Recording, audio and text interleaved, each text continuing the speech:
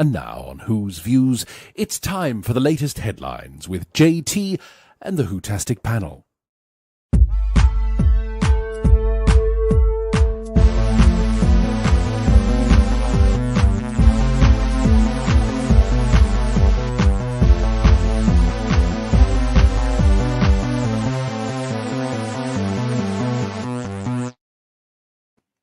Hello, everybody. Welcome to Who's Views. This is your big show. Oh, yes, it is. It is, of course, headlines. It's great to see you all. Everyone coming into the chat because we've got a lot to talk about for your Sunday night or even your morning here. Hello, nice to see you all. It is indeed Sunday, the 23rd of February, 2025. And what a week it was for Doctor Who. And it wasn't necessarily all good, was it? In fact, was any of it good? We're going to be going through that today because have you heard?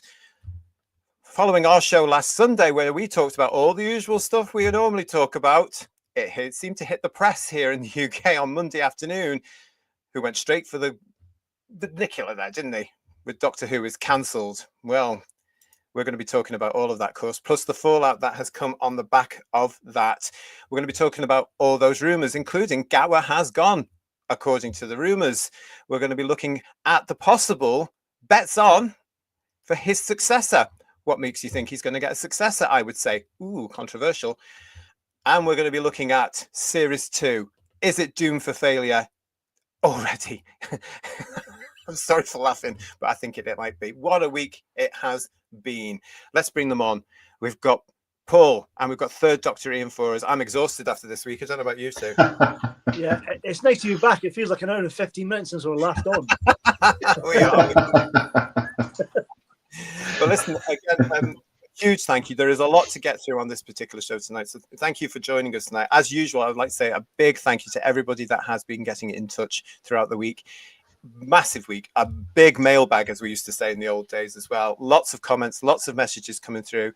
I haven't managed to get through them all, I have to be honest, but I would like to say thank you to Robin Freeman, to Domgo, to State Rosie Mead, to Mark Greaves, to Mark Milford, to Kevin Taylor, Harness75, Matt the Silent Wee Music King, Captain 1701W, to Kev Gresham, to Eddie Day Riley, the Cat Tourist, to Problem Being, to Farsight, Andy Gladhill, Epic Fantasy Official, MW56101, Inspector 2363, RJ Andy, to Stephen L. Reese, to John the Computer Doctor, Super Clarky, Dr. Red Who Dwarf, Matt Emery, Tomsky, I120, 88 Bang Therapy, sounds like a record.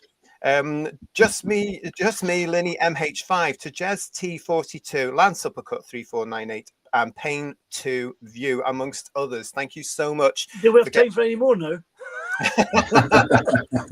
Listen, it's great to hear from you all. Thank you so much. Keep them all coming in. As ever, if you want to get in touch with us at any time at all, you can. It's whosviews1@gmail.com. You know that by now. whosviews1@gmail.com. You can send us any emails, any comments, anything you want, and I will try and get back to you as soon as I can. Oh, we've also got the results of our own particular poll coming up in this particular show as well, so stay with us. If you're new to the channel, welcome to Headlines here on Who's Views. This is the Sunday Big Show. Where else are you going to be on a Sunday night? Make sure you give us a thumb up and also subscribe to the channel. We're going to get straight into this, actually, everybody, because, of course, it was massive. Here we are, guys, last Sunday doing what we always do here on Who Views. We're talking. Actually, we're going to start straight away with this one. Digby Strawbridge, thank you so much for this, for your super chat. Did anyone see Whittaker's interview in the Sunday Times, which she admitted that she was miscast? Yes, I did. I was going to put it into tonight's show. It's going to have to wait because we've got a lot of other stuff to talk about. So if you haven't seen it, don't worry, because we will be coming to that because it's hilarious. I hadn't seen that. I'd love to see what she said about that. Yeah. No, I've not seen that either. No. Well, we will be looking at it. So stay with us, everybody, because we will be looking at that. Oh, hang on a sec. Sorry about this. There we go. We will be coming to that as soon as I can because this one is big. It's massive. So yeah, but thank you, Digby, for that particular one. Yeah, so as I was saying, guys, we were actually looking at last week doing what we normally do. We were talking about what we do. We were talking about everything, and then suddenly it hits the press. It hits the sun, doesn't it? And it just all goes crazy. It did kind of explode a bit, didn't it, during the week? Yeah, it really did. I found it interesting where they were saying Gatwa quits. I mean, he's been off the scene for quite some time, doing other things, and his filming's long gone. So I don't know what they think he's quitting from. But there we are. If it makes the story a little bit more exciting, then so be it. But no, he's long gone. But it was quite amusing in the news. Quite amusing, seeing it everywhere blow up. What's interesting though is the fact the Sun started it, everyone picked up after that on that story. Exactly. And that takes us to what we're going to talk about, Paul, as well. We've got the sun always shines on TV, says Lee. Well done, mate. Then give David the chance. Most of the non-Doctor Who fans love him, and we might get another couple of series before it goes in limbo again. Do they, though? We are going to be looking at that, Martin. Stay with us, because do they? Are you in Britain, by the way, Martin? Do let me know if I can keep up with the chat for you, because lots in the chat for us already tonight. But have a look at this one. We're going to start with this. I'm just going to point this out from Cult Box from February the 19th. Bad Wolf executive teases Doctor Who season 2. Now, this was actually really bad timing on part. This was an interview with Gardner, MBE. There she is with her recently won BAFTA as well, everybody. So congratulations to Julie Gardner. Now, at this point, I'm just going to say before we get into this story, do you know what? This really quite annoys me, because there she is with the BAFTA, there she is with the MBE. And it's down to Doctor Who, I reckon, that these people have had all these lovely awards and all this accolades and are earning all the money, because we were there to support their little project in 2004 and 2005 when this show came back. And then they tell us years later, go and touch grass. Oh, it's not for you. Oh, we don't want you. Do you know what I mean? So I think they should have been a little bit more grateful, personally, because of the success they've all had. Am I being petty? Well, they need fandom, and that's the thing. They're stupid not to realise that. Well, maybe they do realise it now. Go on, Ian. Biting the hand that feeds you, isn't it? Really. Yeah. And if there's ever a property, if you like, for want of a better term, that's learnt this lesson the hard way, more than Star Trek or Star Wars, of any of those that have all been horridly made woke, Doctor Who's the one where it's hit the most. You know, absolutely. You just don't talk to your fans like that. We're the people, the core people.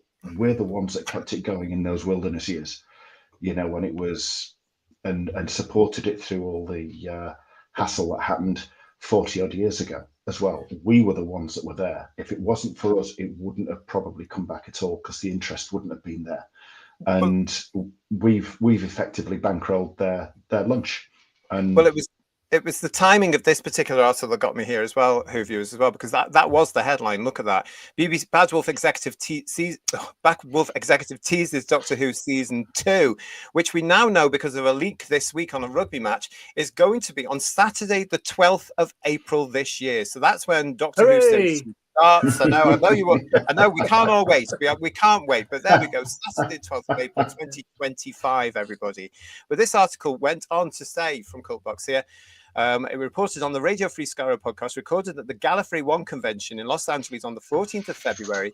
Bad Wolf executive Julie Gardner enthused about Doctor Who season 2, which will hit screens in April 2025. I'm just really excited for season 2, says Ms. Gardner. I mean, obviously, I would say that, but I think it's so wonderful to see Ncuti in his second season. He's an epic Doctor. He's going to get pushed a lot in season 2. He's emotional. He's funny. He's so light on his feet. He's so dynamic. He's vivid. I think Ncuti Gatwa hit the ground running, because the very first scene he shot with us when he was shooting Sex Education was the climax to Find Time, the community depicted in the season 1 episode Dot and Bubble. And that's a massive scene. That's a big scene. That's a big emotional scene. And he hit it right there and then. But it's lovely we know the Doctor more.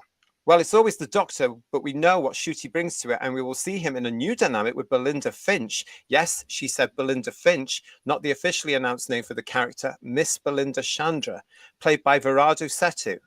It's brilliant to have Millie Gibson back as Ruby, so they're all like a family and the characters that you're enjoying. She also gave some idea of the schedule of the progress for season 2.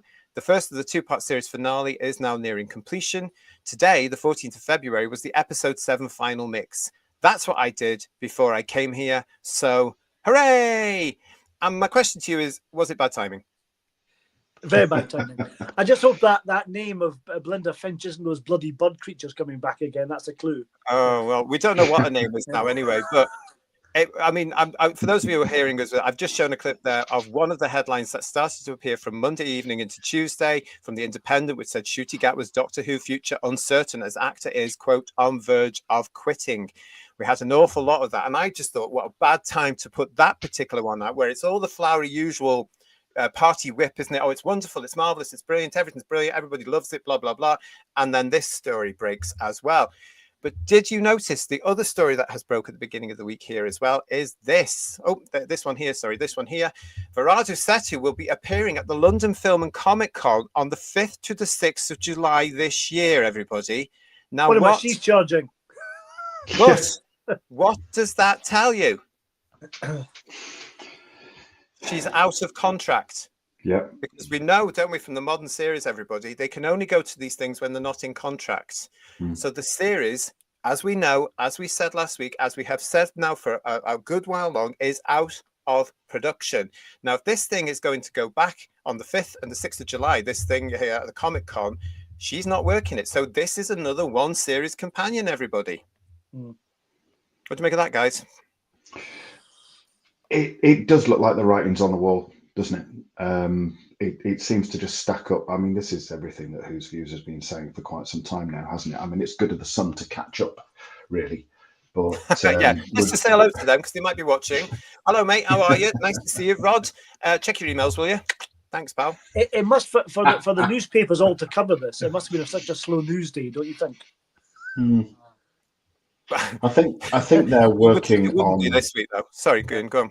It's all right. I think they're working on the mistaken assumption that Doctor Who is still as loved as it was last time, or as it was in its heyday, or loved and all excited for it coming back, as it was in the build-up in 2004 and when it came back in 2005. And they're not quite getting it yet. They are cottoning on that the ratings with Whittaker were atrocious, and when she was in it, they were saying how fantastic it was, and now they're being a little bit more honest about it and admitting that it was rubbish. And they're talking about how badly received his first series was. And I think they're getting with the program a little bit and realizing that the writing's on the wall. It's just a shame that the BBC and Bad Wolf can't really. I wonder if Shooty will be crying for real this time then.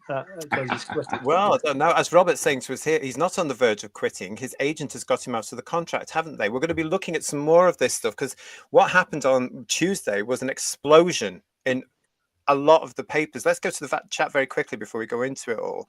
So thanks, Robert. Bill Lowry saying to us, Virado Setu has said her character and the Doctor are equals. He's a Time Lord. She's a human. They shouldn't be equals. This is the thing about it all. This has been a problem from day one, isn't it? They have to make sure, quite rightly, that the female characters are up there, but they shouldn't be up there with the Doctor. Yeah. Because it's still, you can still write strong female characters, or well, you should be able to, without them having to eclipse the Doctor, like what happened with Clara, who just took over the whole the character. Well, with Clara, it became Clara Who for several weeks, didn't it? It was I didn't know what was going on. So much so they had her face in the titles, if you remember. Yes. Oh well, no, that was ridiculous.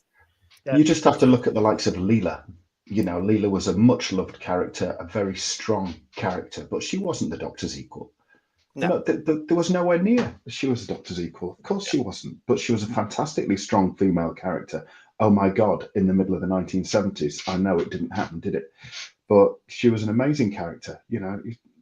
All this equal, she's human and she's equal is bollocks.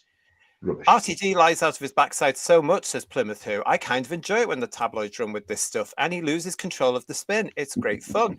It's interesting for all of us, isn't it? Because, but the problem we've got with this week, it was extremely negative, which is going to have a huge impact on the next series. And I'm telling you, I'm going to win the Whose Views pencils because it's going to go below 1 million in the ratings for our ratings game. I'm sure.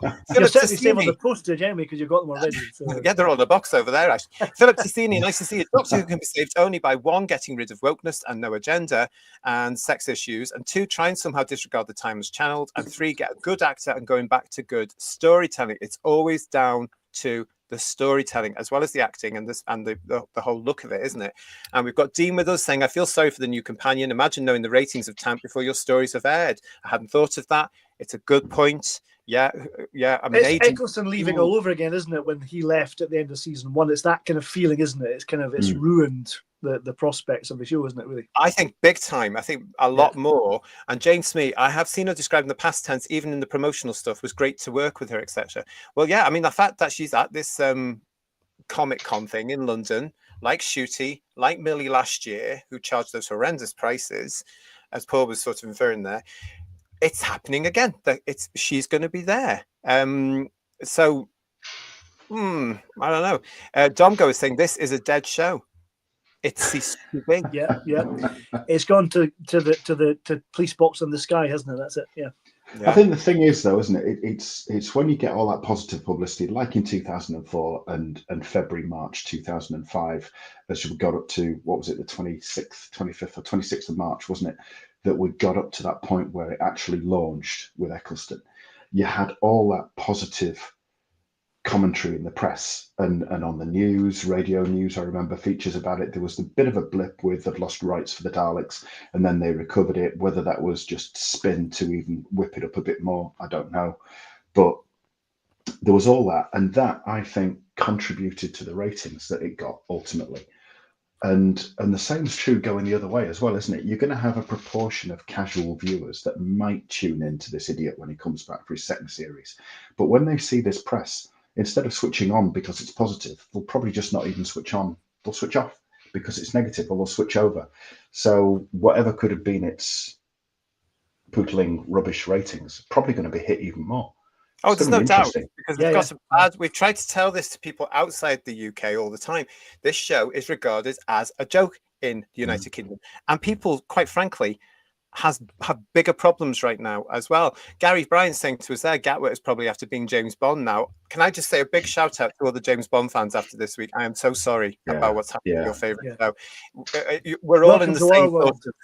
We're all in the same boat, aren't we? All of us, Star Trek, Star Wars, now Bond, Doctor Who. All of us were in the same, because these alleged creatives have got hold of our beloved shows and recreated them in their ridiculous image.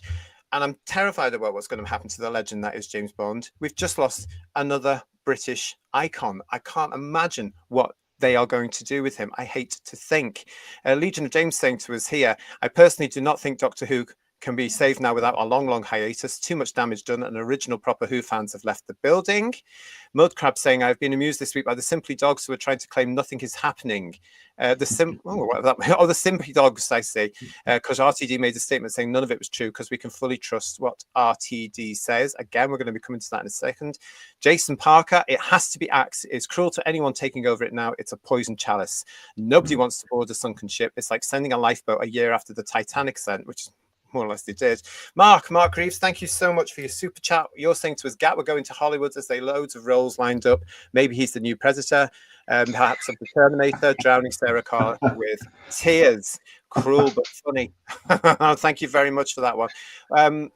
Keep your chats coming in. I'll get back to you. But yeah, that's what happened this week, wasn't it? It all started with this one from The Sun, with this spread in the paper on the Tuesday. They released it on the internet on the Monday.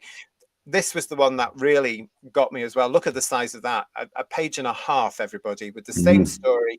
I am not going to go through the story on The Sun. Others have done that. You know what it said. But it was basically the Doctor is done.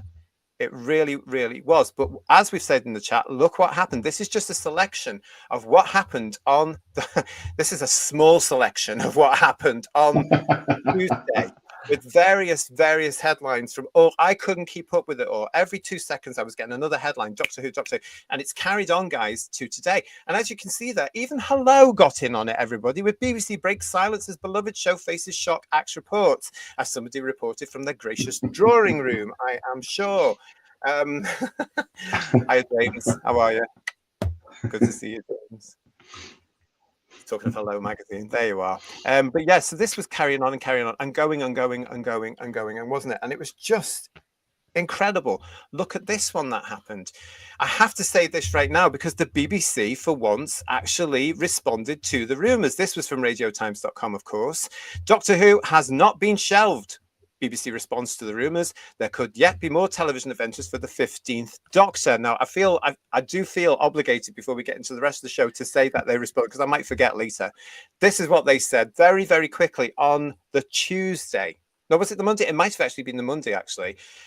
The BBC has assured Doctor Who fans, if you can find them, that the sci-fi drama has not been cancelled following an incorrect tabloid report. The Sun stirred up concern that the long-running series was to go dormant again for between 5 and 10 years, as it previously did after Sylvester McCoy's final season, and once again after Paul McGann's 1996 standalone film. The speculation comes after perceived disappointment over Doctor Who season 14's viewing figures. Perceived disappointment, please. It's proven disappointment, you loons. Although the BBC and showrunner Russell T Davies had previously drawn attention to the show's strong engagement from younger viewers. That old chestnut again. However, a spokesperson for Doctor Who commented, "This story is incorrect. Doctor Who has not been shelved. As we have previously stated, the decision on season 3 will be made after season 2 airs. The deal with Disney Plus was for 26 episodes, and exactly half of those still have to transmit. And as for the rest, Unfortunately, and as for the rest, we never comment on the Doctor and future storylines." Well, at least they're consistent. You can never, like Russell T Davies, you can never believe a word the BBC says, because they mentioned the Sun's 2 campaigns there, but they don't mention the Sun's campaign when it was originally postponed with Colin Baker in 1985. And the BBC then said Doctor Who will return. It will return bigger, because it had 13 episodes, and they returned it with 14 episodes, didn't they? But they weren't 45-minute episodes; they were 25-minute episodes. So actually, it got a lot smaller. But that was the BBC. It's their spin. As long as they're not seen as lying, it's the party line. They'll say whatever they need to say, like Keir Starmer. They'll say whatever they want for votes. That's the thing. Yes. But also what they're saying, as you said there, it's the same thing all the time, and that says to me, because there's no bugger in the office. Yeah. And there's no one there to come out. So Julie Garner did this lovely interview with those people at the convention, went off to do whatever else she's doing now. Okay. We know Jane Tranter has got herself another little job. Last week here on Headlines, we were talking about the brand new show that nobody's going to watch on Channel 4 with Quay Street Productions, that RTD is doing the TQ cult drama thing he wants to do to vent his anger. We talked about all that last week, don't we? So he's not going to be around now. So basically what they've done is probably not a Doctor Who spokesperson, but probably somebody from the poor old press office, if they still have that, copy and pasting stuff from previous stuff and having to put it out to the media because nobody else is there to authorize anything. What happened to the brand managers we talked about last week? They've been conspicuous by their absence this week. They're on holiday as well. It wouldn't surprise me. They'll probably not dare say anything that doesn't have RTD sanction, because they're petrified of him, aren't they? They'll probably not dare say a thing. And if he's got his head right up this Channel 4's fundamental orifice thing that he's doing with his latest drama, then he's going to be too busy to talk to them, isn't he? Because that's where his focus is now. Yeah. What's interesting is, did they really think they could get to before the series launches for season 2 without any adverse publicity? Because it's been, there's inevitable things were going to leak, wasn't it? Yeah, totally. Connor Simpson was telling us there. Hello, everybody in the chat. Great to see you. The woke must fall. And it's starting across the world now, isn't it, with everything? Yeah. We've been talking about that over the last few weeks as well, if anybody from the Sun's watching. If you want to go back and watch the shows, give us a thumbs up. And Thalera, am I saying that? Thal Iraq Q. Nice to see you. Welcome to Who's Views. Not seen you before, but welcome. Anthony Green, I want to address this. This is important. Living in Liverpool, where reading the Sun is rightly frowned on, it pains me to discuss an article from it, but we all know they're right on this one. Anthony, I am with you 100%. It's just a shame it was the Sun, and it just was a shame it was a reporter that works for the Sun. Yes, because you are right, 100%, and I'm with you, and I know exactly what you're talking about. And isn't it? It does. Even my mother said to me, "You're doing what?" I was told off as well, Anthony, as I'm sure you'll appreciate. I was told off, but I'm with you as well, all the way. But we do know. Yeah, they're right, aren't they? Toonami, what Doctor Who needs is a drama guy. For example, EastEnders, once the showrunner leaves, they never come back. RTD should have done the same, as a lot of people did say back then. But we all a lot of us tried to we tried to give him the benefit of the doubt. Tim Kins is saying we're all shaken and stirred. See what you did there? Thank you. Yeah, and we are, aren't we? Really, but no, not so much now. It's not really us now that's shaken and stirred. It must be them. It must be the production people, because by God, the media went for it this week. Another story for you. Did you see this from the iPaper? Ncuti Gatwa was always doomed as the Doctor. Casting a young star bound for Hollywood was a mistake. Gatwa can't revive Doctor Who, but he may already resent it. This was, I mean, we're going to go through this. This was harsh in a sense. I want to know what you all think about this. This is a big story. Bear with me. Ncuti Gatwa's casting in Doctor Who sounded like a canny move in 2022. Here was a fresh, exciting, magnetic comic talent, the breakout star of a Netflix phenomenon, known to audiences around the world because of sex education's global appeal, but not quite a household name, exploding with charisma. Doctor Who was in crisis after the Jodie Whittaker and Chris Chibnall era. It was so unpopular that RTD and Tennant were roped back in to save it. The hope was that then 29-year-old Gatwa, black, queer, and incredibly likable, would revitalize it, bringing his fans with him. At the same time, as the face of its flagship drama, the Scottish Rwandan actor would project to the rest of the world a statement about what the BBC wanted its future to look like. What could go wrong? Well, unfortunately, quite a lot.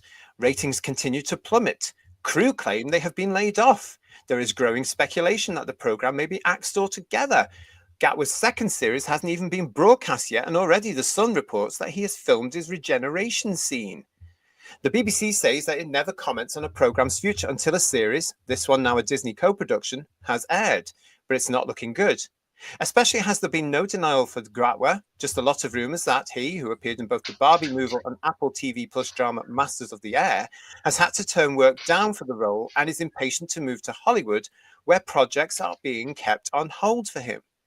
Is this really a surprise, they ask? Or is this the inevitable result of wishful casting that attempted to monopolise on Gatwa's fan base, but failed to consider the realities of an ailing franchise, what really matters to its fans, and the stage Gatwa is in his career? The part of the Doctor is a poisoned chalice. It sounds like the role of a lifetime, the ultimate vote of confidence in your talent, and the kind of exposure and influence most actors could only dream of. But the programme is so important to fans of so many generations that it is impossible to please everyone, as well as being scrutinised endlessly and compared to every other Doctor from the last 62 years. Whomever is in the role becomes the repository for every complaint viewers have.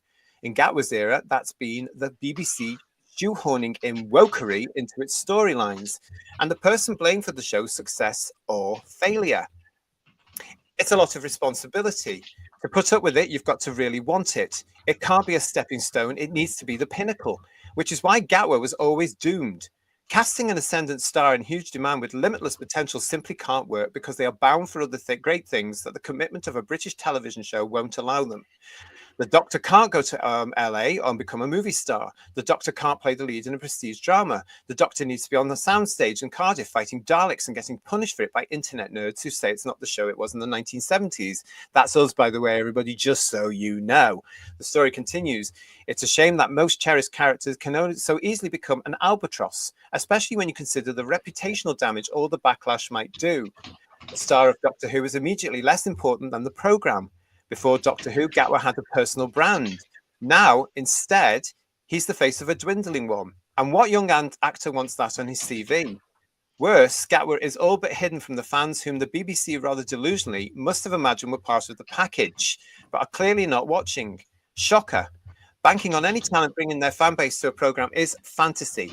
Nobody transforms into a sci-fi fan overnight and displays a total misunderstanding of your audience and how to keep them or lure them back. Gatwa might be the perfect Doctor, but he was too young, too buzzy, and programming too much peril for this to last. Who can blame him for wanting to get out while he's still hot property? Note to the casting director, pick someone with less ambition next time. And remember that no name is big enough and no fan base loyal enough to suddenly transform the fate of Doctor Who. So what do you think about that? Firstly, I have to say, I think other actors have been in the same position as Gatwa. Like David Tennant was quite on building up his career, and the Doctor gave him a launch. Okay, he's had a great career since then, so he really was in the same position. If Gatwa didn't want to take the role, he shouldn't have taken the role. You know what I mean? So he had a choice. He wasn't forced to take the role, was he? Nope. I mean, if you look back to the 1980s, Peter Davison was seen through All Creatures Great and Small as an up and coming actor, and I think he was was he not in 3 dramas at one point? Yeah. Yeah. Whilst Doctor Who being one of them, and that didn't do any damage at all because it was properly managed, it was properly done, and he was an actor. Because I don't rate Gatwa at all. I think he's too much of an actor. Neither do I, and it's not even Doctor Who, let alone Doctor Who in the 1970s for us nerds. Yes, exactly. Yeah. Well, this is what they're saying. I mean, again, there's a sort of blame there at all of us for bringing this thing down. But I have to say to this writer and anybody else that's trying to go down that route, is because we are fans and it is our job to love this show, but it's also our job to criticize it when it isn't right. And the last couple of reiterations have alienated fans in their millions for silly little things that they didn't need to do. But the production teams were thinking they were being clever. And they weren't, and they missed the mark. So when they're all going on about, oh, there's a new young audience there isn't. And it's certainly not one that's going to sustain it for the next 20 years. It's not going to happen. This thing has a shelf life, and it looks like it's come to the end of that shelf life. Gatwa, the perfect doctor, asked Cara. They are kidding, right? And Chris Lawley saying, I never wish for Doctor Who to be cancelled nor disappear as it has in the past. It's a tragedy what has happened since Capaldi. That's the thing, isn't it? You know, Noodle Arms is saying internet nerds, the ones that make money for those BBC fat cats. You're absolutely right, Noodle Arms. They don't understand that without us there wouldn't have been a Doctor Who today. And certainly because the merchandise is hardly there now, and it's only the proper Doctor Who series that makes any money for them, they've got to be careful when they're slagging us off, because look what happens when you slag off the fans of shows. The shows disappear or they don't become as good, and it has a knock-on effect. Now, I'd be interested, doesn't the story go that Gatwa was the last person to be seen at the auditions, apparently? And apparently they'd already chosen the Doctor, but Shooty came in and knocked their socks off. That's not euphemism. And he was their final choice. So I wonder if they went with the gay Doctor as a way of playing it because they got Shooty. If the other actor was cast, would have cast more like his personality. So would it have gone down that the Doctor's a gay Time Lord, blah blah route, and the actor wasn't? They wouldn't have done. No, they wouldn't have done. And I think Russell would have tried that, because the rumor is, as a lot of women know, that the lead, the rumor was that Aneurin Bernard was in the running to be the Doctor.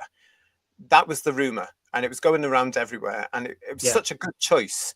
You know, such a good choice. He looks amazing. A fantastic Doctor would have been, It'll come out one day as well. Yeah. It'll come out one day. So that was the rumor, that he was on that list, and then Gatwa came in, and then they all went, oh, especially the RTD clowns. They all went, oh, look, it's a queer actress. That article points out, oh, we'll get more. And I totally believe that had it been the other actor, that nonsense wouldn't have come out.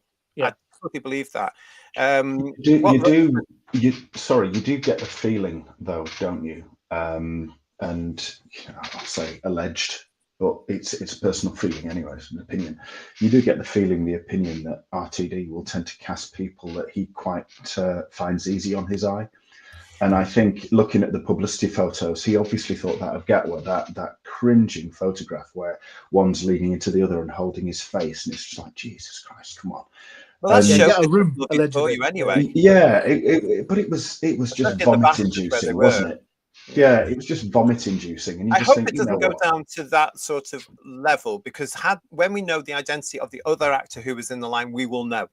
We will know, and it's something I've seen before. I don't necessarily agree with that, but we'll see about it.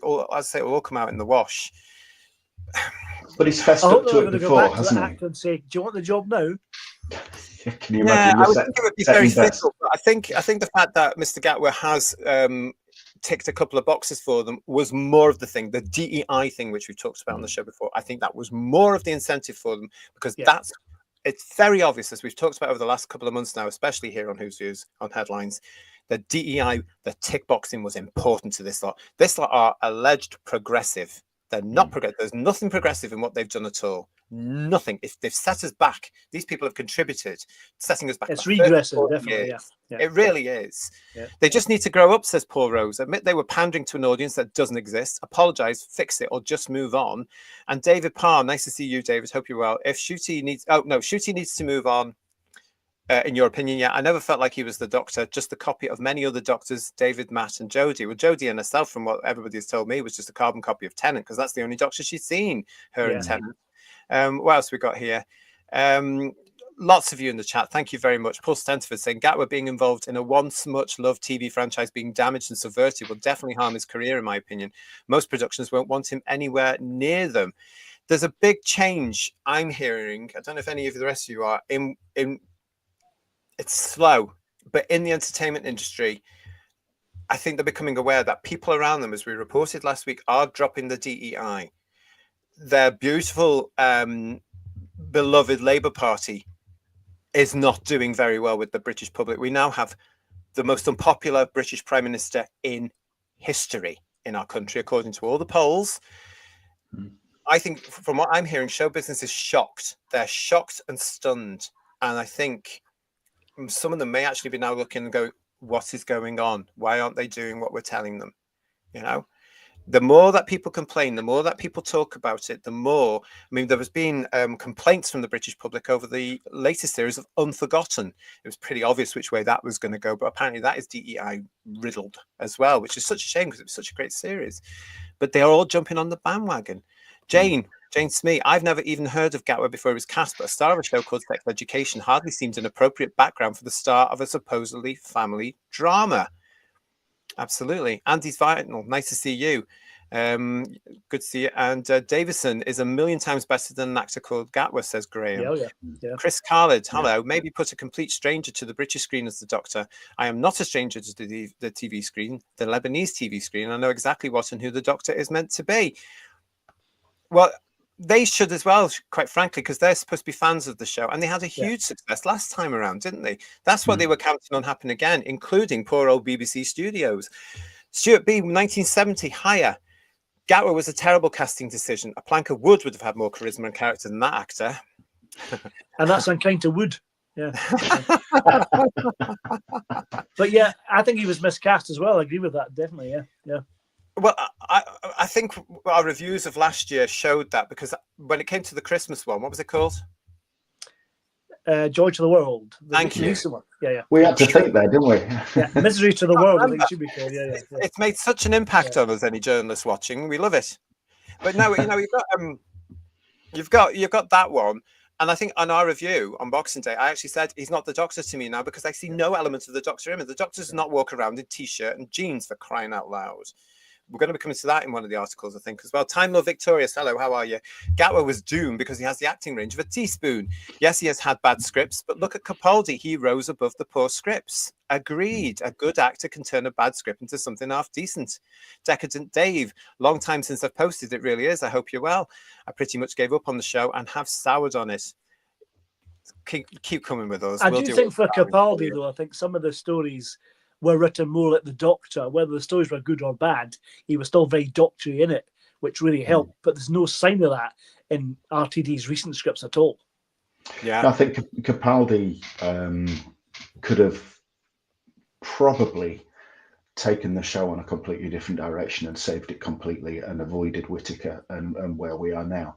But I think to do that, he needed a producer. Not a showrunner. He needed a producer, and it didn't need to be Moffat. That's where we should have had a change.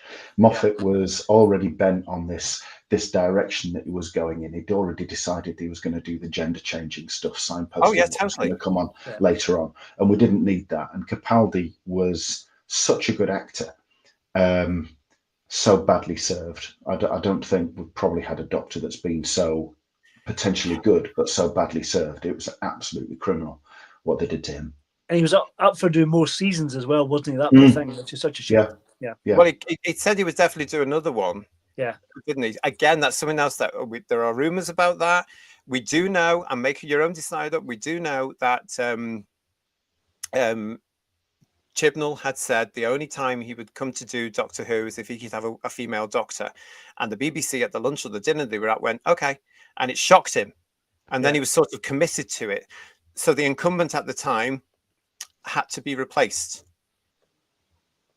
Now, whether or not that was after let's not go into it. It's another show, isn't it? But Yeah. you can read between the lines there. We know the rumours. One day it will come out.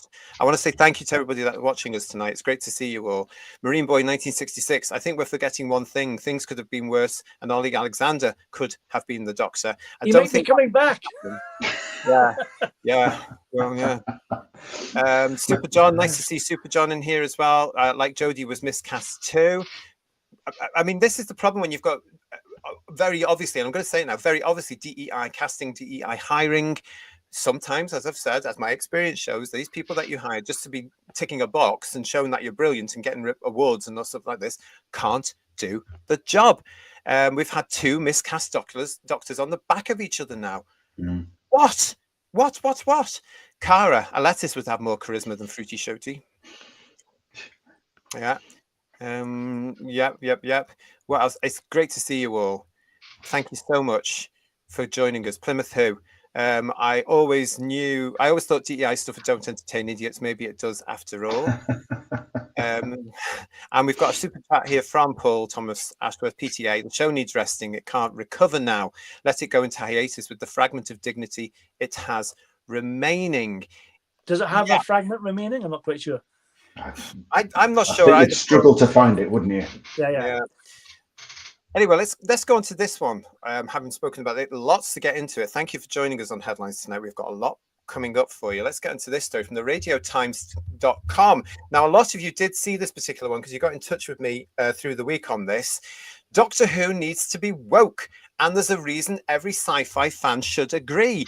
Doctor Who certainly has its problems, but wokeness isn't one. Now, I want to see what you guys think, because when I read this originally, I felt a source of defiance coming through from the radiotimes.com. How dare you lot criticize this show for being woke, and why aren't you agreeing with it? See what you all think about this as we get through this from radiotimes.com. Like clockwork, every few months there'll be an uproar about how Doctor Who being woke has ruined the show.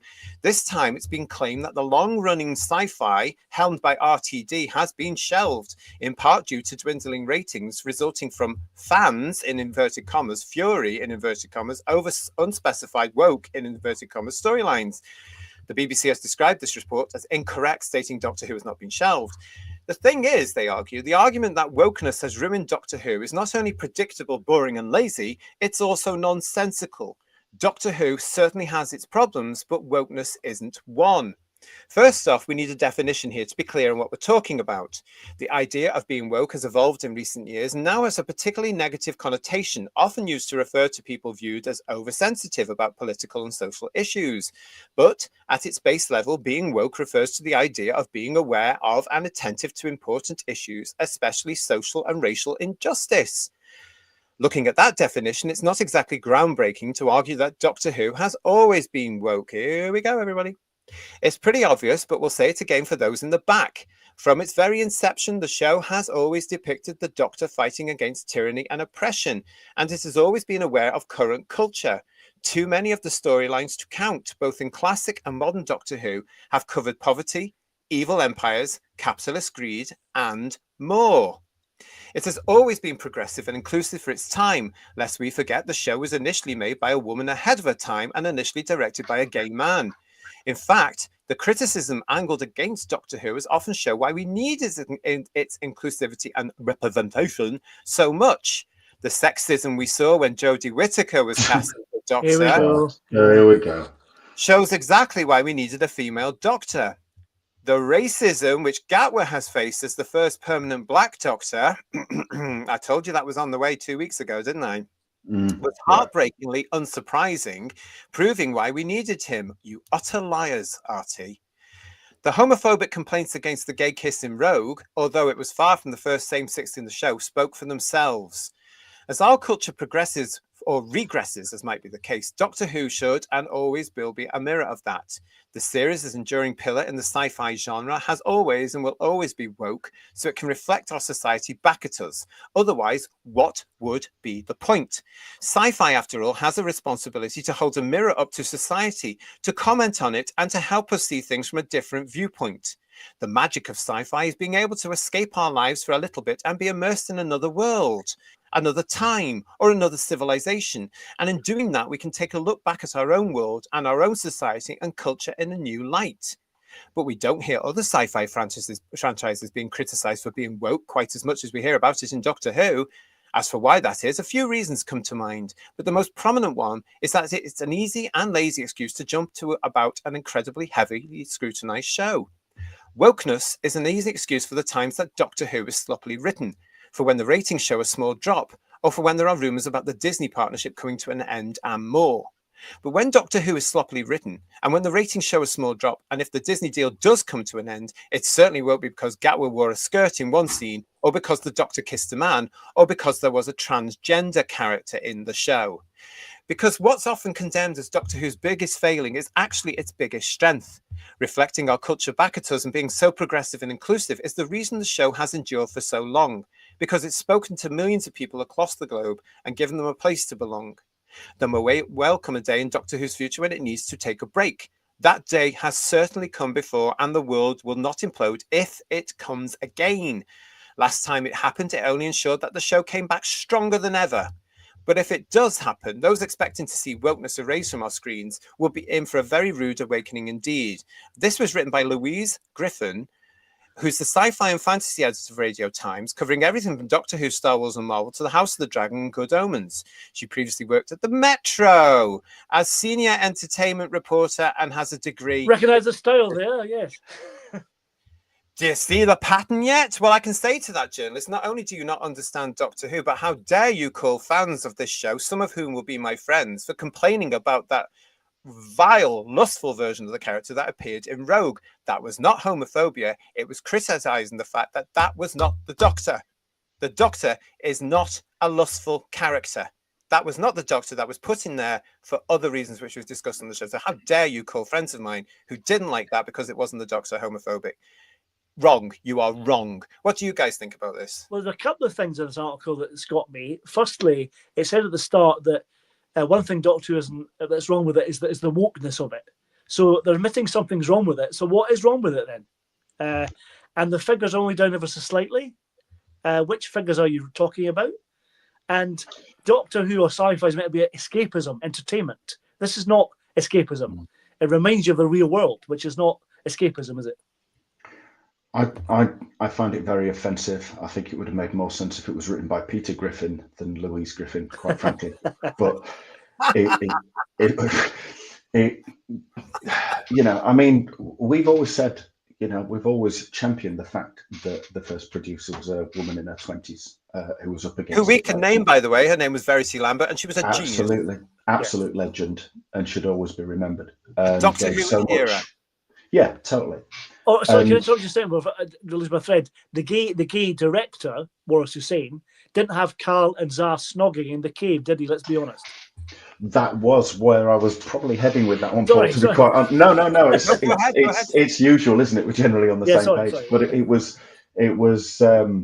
Yeah. I mean, the fact is, yes, Waris Hussein, and thankfully, thank the Lord, he's still with us. But Waris Hussein, yeah, is a gay man, and he was a gay man, and everything else. But you didn't know it.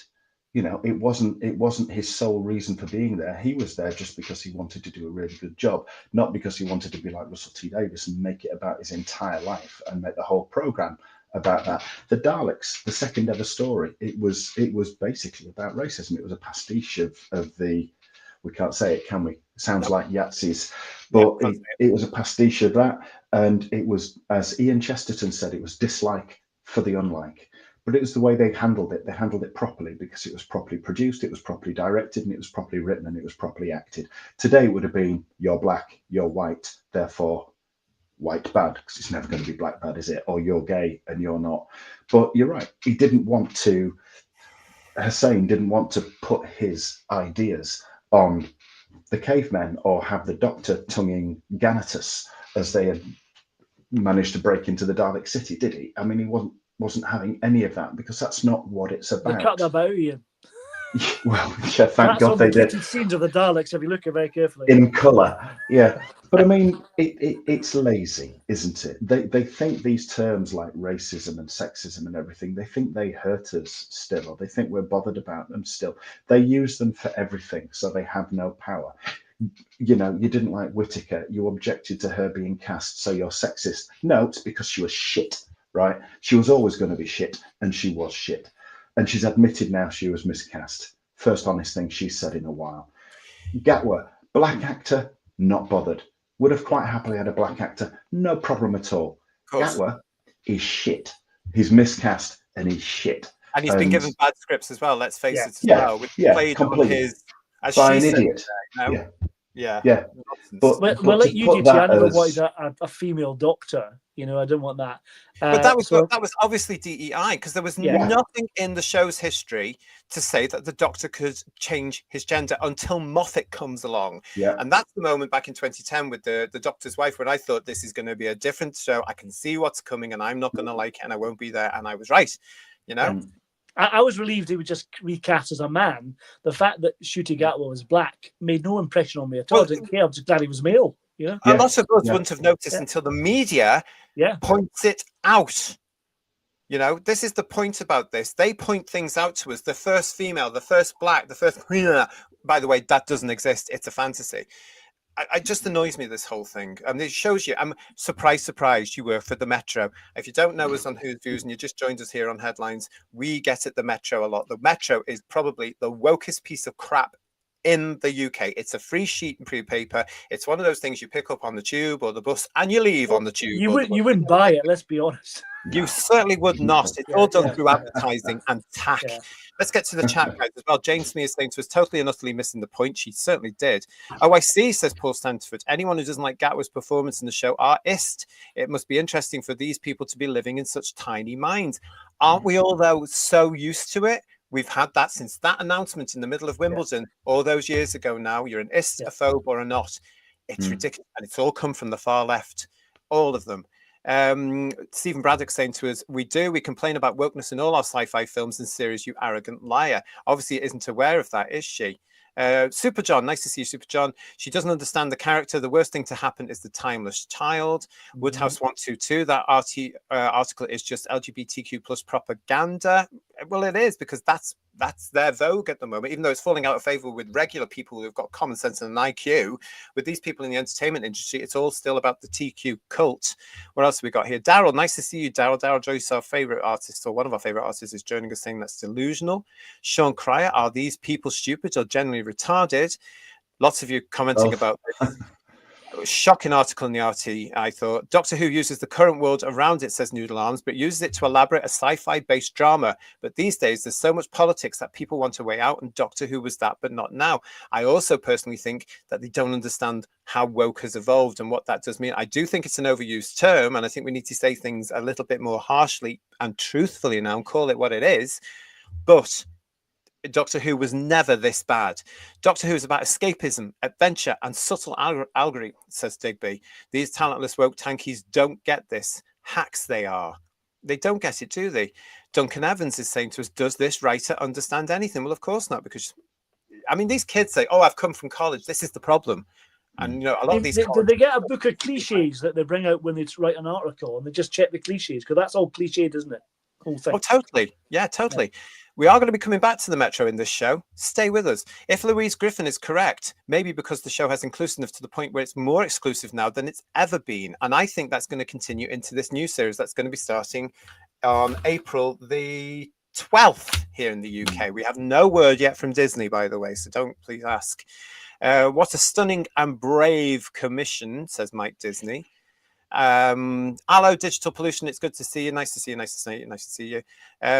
What else we got here? Metro, as Bill Lowry is stating there, as in, sorry, white men, Doctor Who wasn't made for you, Metro. That is the one. Yeah. That's exactly the one. Oh, goodness, look at all these chaps, guys.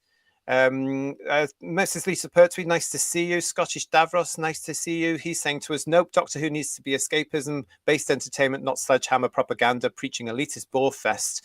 The Radio Times is the BBC Studios propaganda mouthpiece. They certainly are, because they need to keep in with them to start getting all these set visits and stuff like that. Bearing in mind that the Radio Times for a long time now is no longer published by BBC magazines, because that effectively went elsewhere. They sold it all off. Yeah. Matthew Burrows is saying quite correctly, in my opinion, the Doctor should never have been sexualized. This is the problem when you do things like this. And it's a problem when you get somebody like RTD and who is obsessed with everything in the modern world now and is also very, very angry. It really, really is. What else? Oh, so many of you in the chat. Thank you, thank you, thank you, thank you. It just annoyed me, that article, and I'm glad that we've had some feedback on this from everybody as well, because I had to read it a couple of times and thinking, no, they're getting at us here. She's getting at us. Nobody reads the Radio Times in the same ratio as the current Doctor Who show, says John Roberts. I don't know if anybody's actually reading the Radio Times now. The problem with magazines now, as we all know, is there's been massive drops in magazines. I think they print the Radio Times and deliver it straight to chip shops, to be quite honest. I mean, so they can't do that anymore, Ian, because you're not allowed to have newspaper wrapping your chips anymore, which is really sad. Yeah. It's all woke gone mad. It's gone mad, exactly. Yeah. Digby saying chips don't taste the same anymore, do they? So no. 50% drop on the back of another 50% is not a small drop, says Digby. They're absolutely not looking at the facts. You can go back to this woman writing this. You can go back to our shops, and we've done ratings analysis, detailed and truthful ratings analysis. This show is in the toilet, and it's also in the toilet because of all the stuff that comes with it now. We shouldn't be having a show like this on our channel, where we are looking at the politics of Doctor Who and the events that affect Doctor Who. We should be here talking about what colour jacket the Doctor has worn. Yeah. You know, we should be talking about the look of the Cybermen. That's what we should be talking about as Doctor Who fans. We shouldn't be talking about the fact, as you've mentioned here, there was a female Doctor Who. There was a black Doctor Who. The show has to be representative. There's been a transgender person in Doctor Who. Not for the first time, I might add, you lady. Did you know that? I mean, come on. The thing is, as I said before, the Doctor's a Time Lord. He's an alien. Who's he representing? Nobody. He's an alien. Yeah. RTD says Lee Smith got paid top dollar to kill off Doctor Who. I actually don't think he got paid top dollar to kill off Doctor Who. I do think he was paid to produce a Birdie series and bring everybody back, and he decided to do it his way. Don't forget, we've covered it before Christmas. Who's going to stop him? Do you remember that one, guys? Yeah. He's delusional, though, isn't he? He genuinely thinks that whatever he writes, everybody's going to love. Because he's told by the industry that's what's going to happen, Ian. Yeah. I mean, they'll be telling him about this thing they're filming this year. That'll be out next year. Tiptoe, as we covered last week. They're going to be telling, oh, this is going to be huge. Everybody's going to love this. Oh, this is going to shake them all up. Oh, this'll hit the far right. No one's going to watch it, quite frankly, because by the time it comes out, we'll be all far gone. Never mind far right. We'll be all far gone. I can guarantee you it's going to get minimal from the TQ cult viewers. I reckon, 4 million on Channel 4 at 9 o'clock? I'm calling it now. That, probably. Oh, goodness me. Heretic OSJC. I don't want the Doctor kissing anyone, human, female, or male. Also, if the Doctor is an alien, why are they giving them human labels? Good point. Gosh, thank you so much for joining us, everybody. If you're new to the channel, don't forget to subscribe to us. That would be great. Give us a thumbs up as well, but it's great. Duncan Evans is saying quite rightly, we are classed as sexist, racist, homophobic bigots. Thanks, RTD, for hurting your audience more. As I've said before, he had one job. Yeah. And he couldn't even do that. No, he messed it up because he had to stick to what's in his head. I read it in the tram, said Frank Spencer. It's as woke as anything out there. Thank you. Sean Cryer says, the old Doctors were too intellectual. That's why I like them. Yeah. And Paul Stenford, the BBC and Disney use these DEI actors as shields for bad entertainment, criticize them, and they can call people phobe, or misogynistic, etc., etc. That's an interesting point. I've not thought of that one before. Graham was saying, I'd guarantee you nobody on our little group gave a toss about the actor's colour when Gatwa was cast. We're not ists, and yet they all assume we are, as she did. She did in that article. She had to do it. She had to go there. Whittaker did it though straight away, didn't she? When she should have been reaching out to the fans, just saying, here I am, Aya and all that rubbish. But what she said was, "Don't be afraid of my gender." Yes. Yeah. Afraid. What does that even mean? It means I don't think I've ever been afraid of somebody's gender. No. Yeah. It showed right from the off She was an absolute gibbering buffoon. It's bizarre though, isn't it? Because these hypocrites can't even tell what gender they are now. Yeah, well, yeah. You know what I mean? They get terribly Yeah. confused now, don't they? Gatwa has bad scripts, but I've yet to see any good acting from him, says Raymond Williams. Nice to see it. He never had the talent to play the role, and it's not an easy role to play, as the last two incumbents of our beloved Time Lord have proved. You know, I've said it before. Tom Baker once said that the role was actor-proof. He's been proved spectacularly wrong now, no offense to Tom, by the last two people that took on the role. It's not actor-proof. You have to be an actor. Well, casting anyone's a skill correctly. That's a real skill, which obviously Cardiff don't have. No, well, actually, and well, also when you've got a casting director who is absolutely part of the TQ cult and obsessed with DEI, all you have to do is look at his brand new account on Blue Sky or whatever it's called. It's all there in the bio. That's all.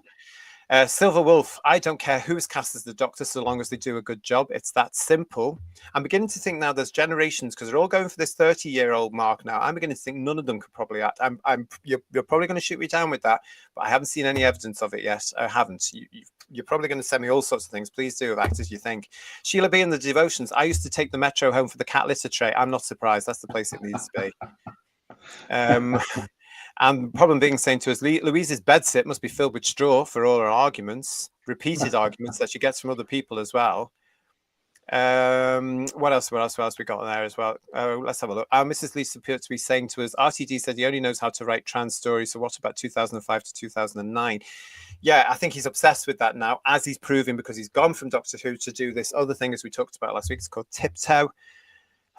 He had oversight. As I said before. Didn't he? So I said before, most of the stories. Yeah. Sorry, go on. No, you Paul, go. I was just going to say, as we mentioned before, most of the stories that were written between 2005 and 2009, the better ones were written not by him. So absolutely, but he had oversight, didn't he? He had people like Mal Young there with oversight. The first series, yeah, they were reining him in. I think, you know, that interview. Are you going to make the Doctor gay? How stupid would that be? That'd be ridiculous. That was his plan all along. He just had to bide his time until he had total control, and then it becomes the absolute shit show that it is. We've got here Robert Payne saying to us, the college graduate media people are just repeating their professors' views for the first 10 years of their career. I have many, many opinions on what has gone wrong over the last 10, 15 years in our college and university system in our great country, when they are churning out young people who are not patriotic in any way, who are full of all this nonsensical, and I'm going to use the word woke, can't tell man from woman, are ashamed of our British history, which you should not be if you are British. We basically invented everything on the bloody planet, you know, and they're just churning them out, and they are weak as water, as Mrs. Slocum used to say, weak as water. And I blame a lot of these lecturers because they're so far left. But now it's all coming out. This is going to be especially in the media. They're all in the media. They're running the bloody BBC, as we saw this week. Another bad week for the BBC this week. Forbidden Man is saying, I'm too old to understand all this word woke in the first place. The Doctor is a guy and his box, not a guy with his out. BBC added sex, get it out and get back to the adventure. Well, here, Forbidden Man. That's what we want, isn't it? We want the Doctor, a Time Lord from Gallifrey, in his TARDIS fighting bug-eyed monsters again, and a little bit of family drama so the kids can watch it and be frightened again. So we can watch it and enjoy it. It's ridiculous. Or even not in his TARDIS. I mean, look at the box set that's about to come out. Season 7, you hardly see the TARDIS. He's stuck on Earth. I think the TARDIS is essential, though, really, because you know. But you can route it if you do it right. You can route it without even the TARDIS, because you have got that rock, which is the proper character of the Doctor, properly acted and properly directed and properly written for. It is doable, but they can't even do that. It's embarrassing. And you need a high caliber actor like Pertwee in the lead to do it as well. Yeah.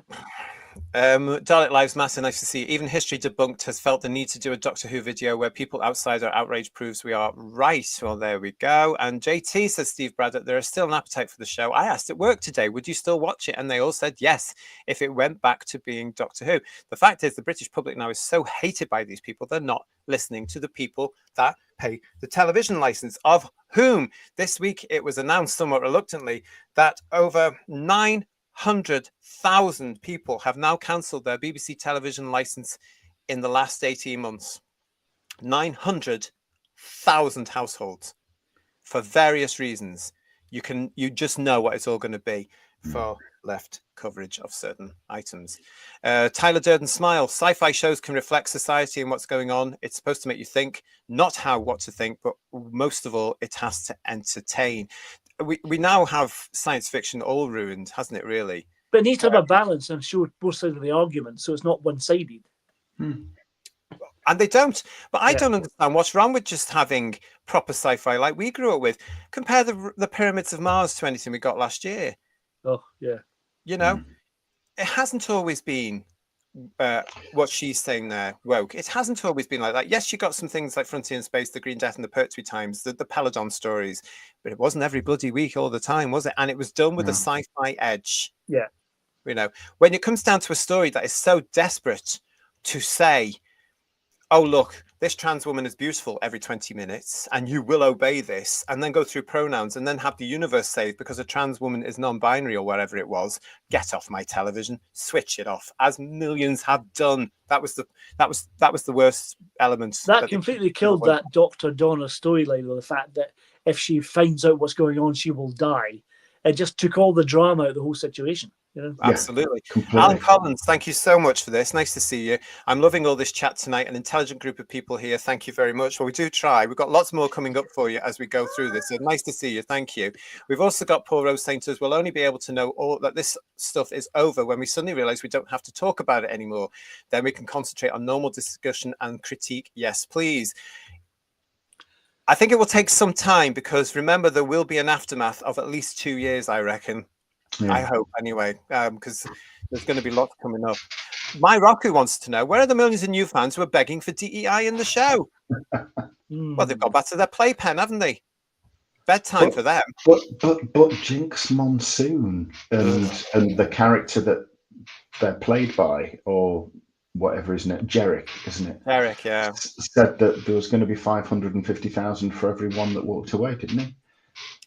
That's over a 12-month period, though, when you get the final figures. Over a 20-year period. Yeah. And we covered all that last year. When we were talking about him last year, we were talking. I mean, that wasn't the first time somebody had said that, though, wasn't it? Somebody had said in the Chibnall era, for every 2 fans that leave, 5 are going to replace them. It didn't happen. And as Paul Stanford is saying to us here, get woke, grow broke. Never has that been truer. Super John, Doctor Who is escapism for the real world. You don't want this stuff in it. That's in the real world. And but they want to dictate to us, don't they? But why did they feel that to say that to us in the first place? Why it wasn't accessible to everyone? You know, that's part of the problem, you know? Yeah. Yeah. And no, yeah. Well, they said that, didn't they? It's not for you anymore. Yeah. Go touch grass. Oh, it's for the new. Oh, it's for the younger. Every excuse. I mean, I can understand them wanting to try and get younger viewers in and build up a relationship with the show, so that, like us, they can still be watching it 50 years later and being fans of it. Great, brilliant.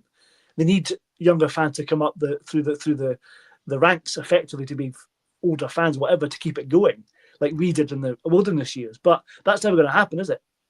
No, they're not going to get the chance to do that one at all. Not at all on that one. But I just thought the Radio Times there and the person actually saying that well out of the league and just not understanding at all what they were talking about. It's not always. Go on, Paul. It has been an interesting week in the media this week, and it's been a bit of bat and ball as well, if you forget the expression, because there was this that came from the iPaper. Adam Sherwin, arts and media correspondent, said why shelving Doctor Who could be the best thing to happen to it. The future of the Time Lord may hang in the balance, according to reports. Would resting the sci-fi show preserve its value? Now, I thought this was really interesting, everybody. Again, there's a bit to it. Bear with me. See what you make of this one. Doctor Who is facing the axe, which star Gatwa poised to quit and crew at the show's Cardiff base claiming they are to be laid off, according to reports. The mooted cancellation of the fantasy sci-fi drama, first binned by BBC boss Michael Grade in 1985 and then rebooted in 2005, is attributed to falling ratings and uncertainty over whether BBC will extend its multi-million-dollar production deal. The BBC has been quick to dispatch the reports, first published in The Sun, to a distant galaxy.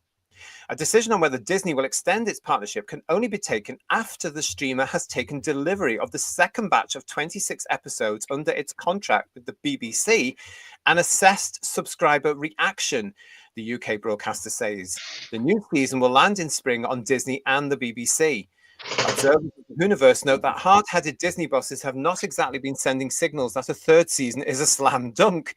The decision will ultimately rest on whether Doctor Who is considered an incentive to renew each month by Disney's international subscribers.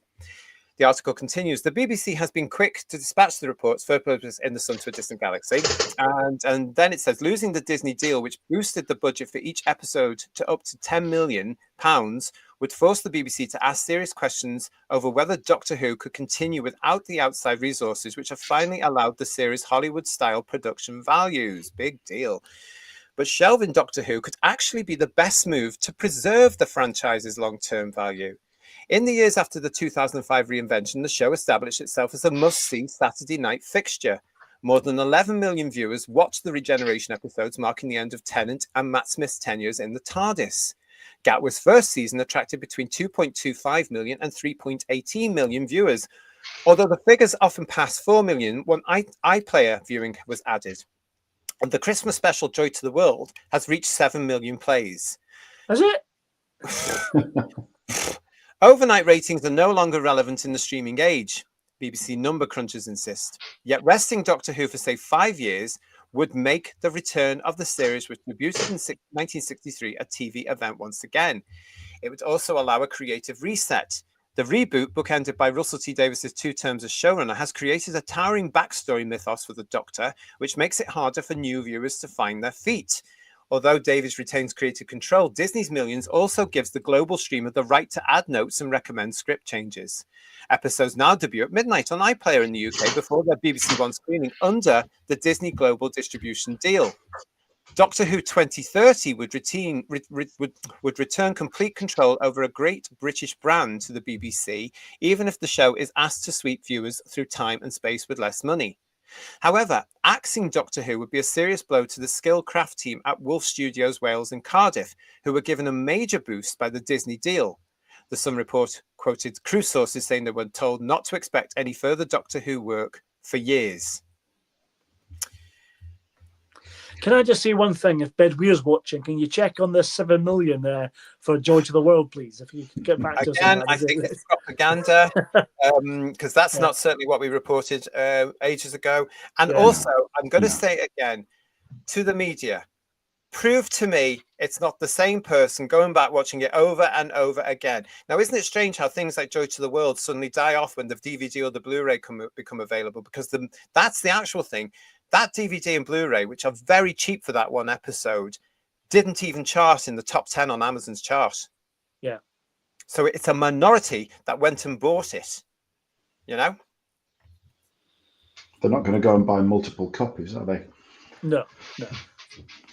I think sales reflect ratings, to be accurate ratings, to be quite honest. With no iPlayer, they could very, very easily with IP logging and stuff that check that people don't do or filter out people that do repeated viewing, so they just count as one as opposed to 15 or 20 or whatever by hitting the refresh, because they only have to watch for a few seconds, don't they? 20 or 30 seconds, and it's a view. They should Russell will be doing it himself allegedly. Yes, probably will be. Probably paying a load of people in Thailand or somewhere to do it for him. And it's just the fact that they don't do that kind of scrutiny, I think, speaks volumes in itself, really. There's something that during that article, JT, it just came to mind. Do you remember when the TV movie came out?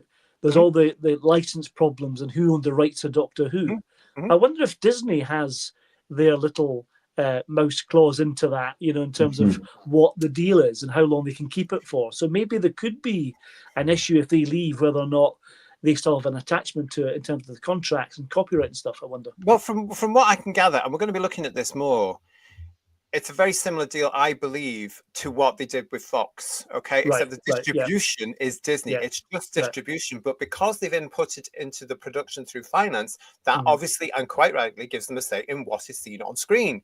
So they can judge that. We know that. That's fine. But the BBC, as far as I would know, BBC Studios would be absolutely stupid to give any profit away considerably. The profit should come to BBC Studios. The problem we've got now is that, as we have talked about before, and as a lot of our viewers said to me when I was going on thinking, I thought BBC Studios and Bad Wolf alone could produce the show without any partner. That is wrong. They can't. They have to have the partner because it's expensive. Doctor Who is an expensive show, which is another reason why I think it can come off the air and not come back. Even if you did a season like season 7, where it's all rooted in one room, it's expensive to do because production techniques have gone up.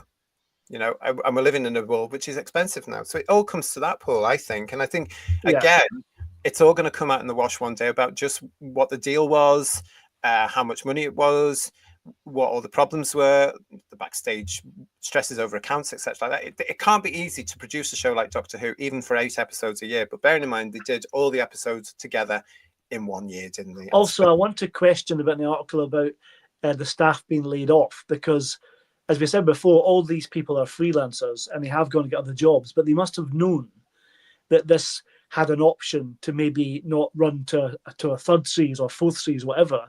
So these creative people at Bad Wolf would have known their position in terms of contracts. They wouldn't just be dropped. Well, it's last year. Yeah, I mean, that is part of the sensationalist reporting that people are known for, and the public look at that and go, "Oh, that's bad," and it doesn't help at the moment when we know that people in the United Kingdom are being laid off.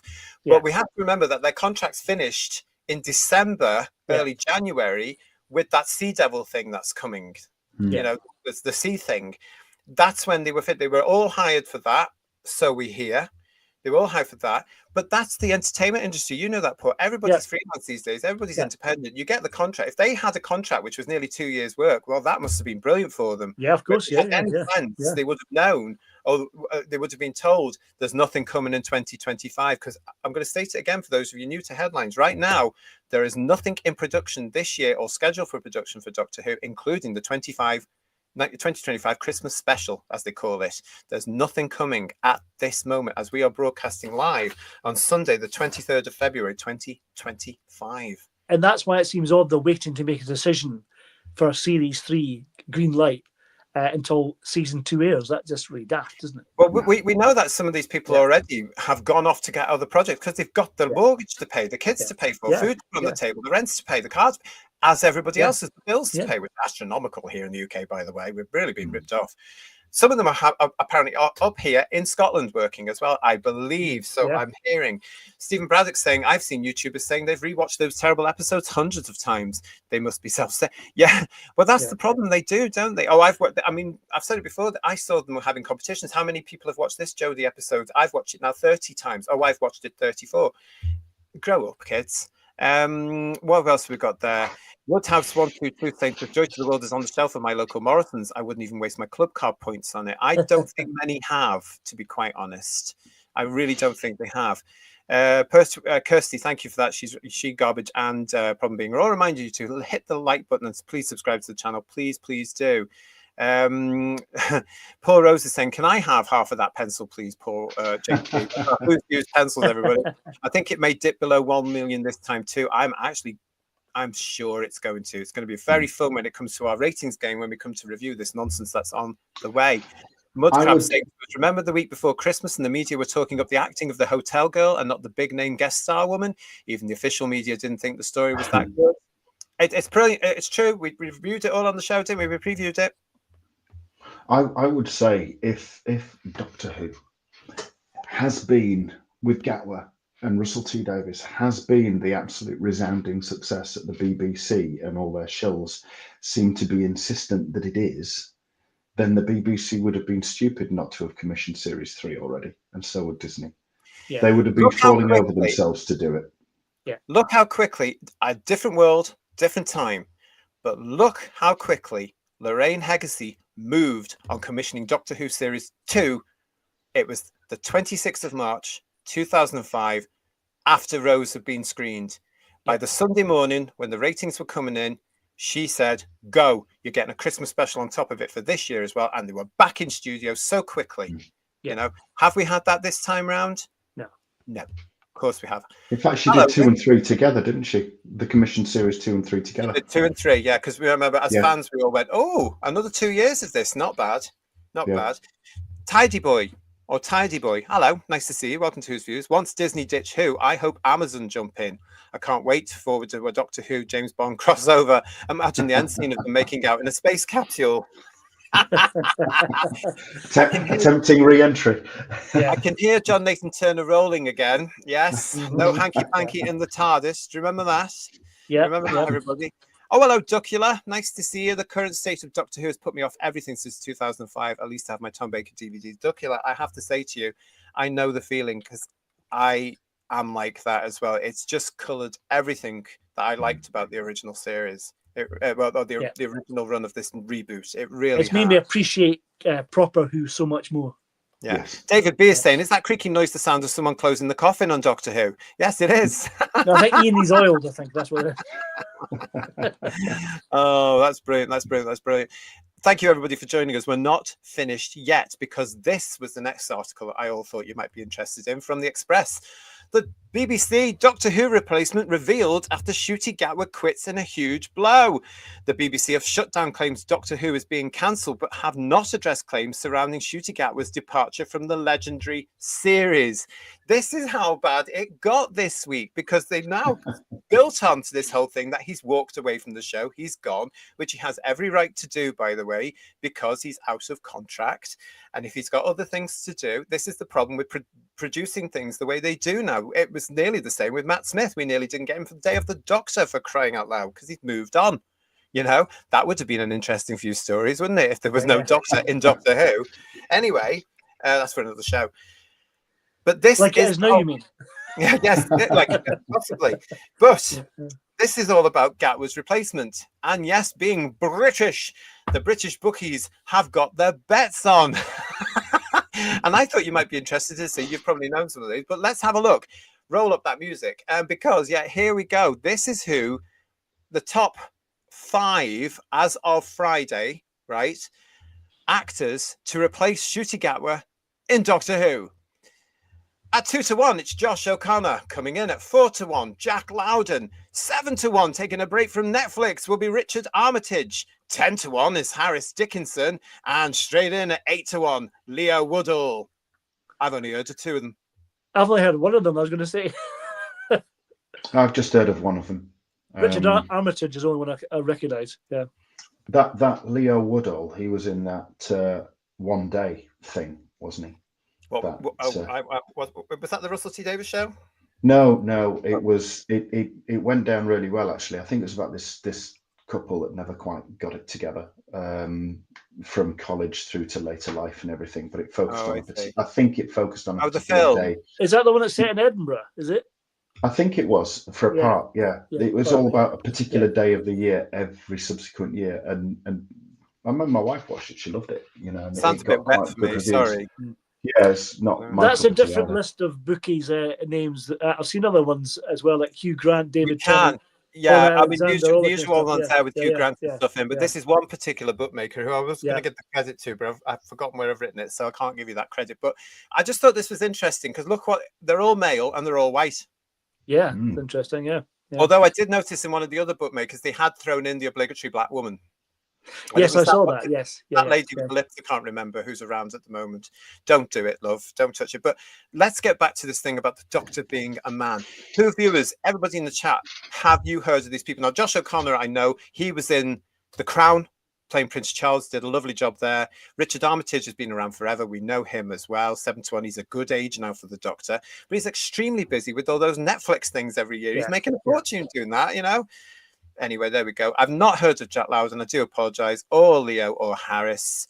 They those last 2 at the bottom look a little bit young for my liking. I thought actually I recognised Josh O'Connor. Now it must be the ears, I think. Well, he played Prince Charles very, very well. That's what I mean. Yeah.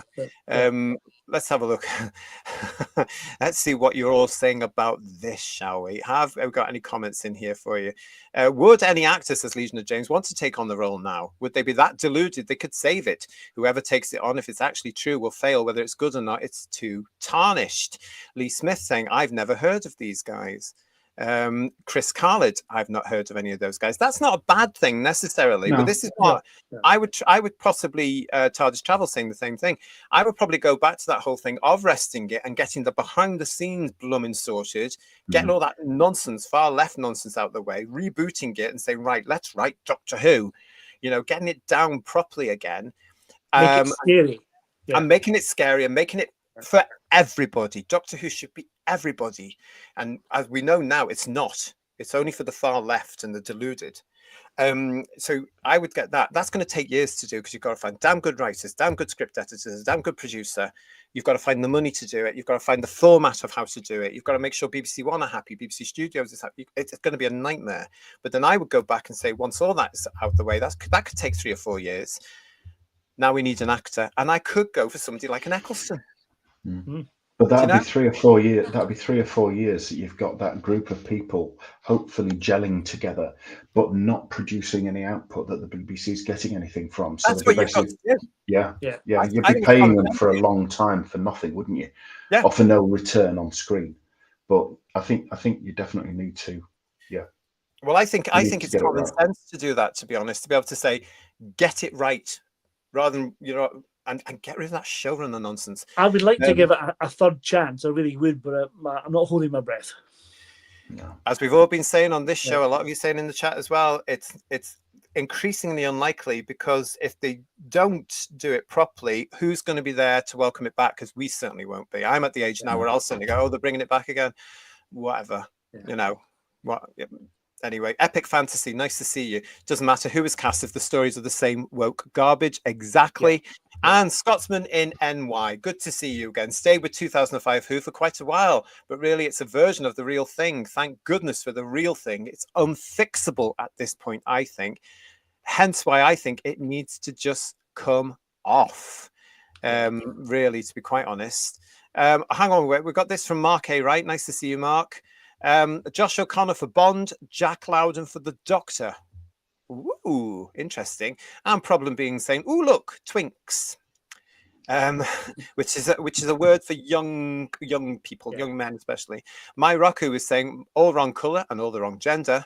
And Noodle Arms wants to know, is that a new boy band? Could be, yeah. I think Richard Armitage would make a good Doctor, says Stephen Braddock. And what we got here from Paul Stenford, all of those proposed actors to play the next Doctor are all white. That certainly wouldn't wash with the BBC. No. I wonder where the bookies got their suggestions from, if they did them themselves, because it's interesting, they are all white. There's not a mixture of different ethnicities in there, That's true. I mean, but I don't know. Maybe they are just looking at the talent or who's on the telly now that's big.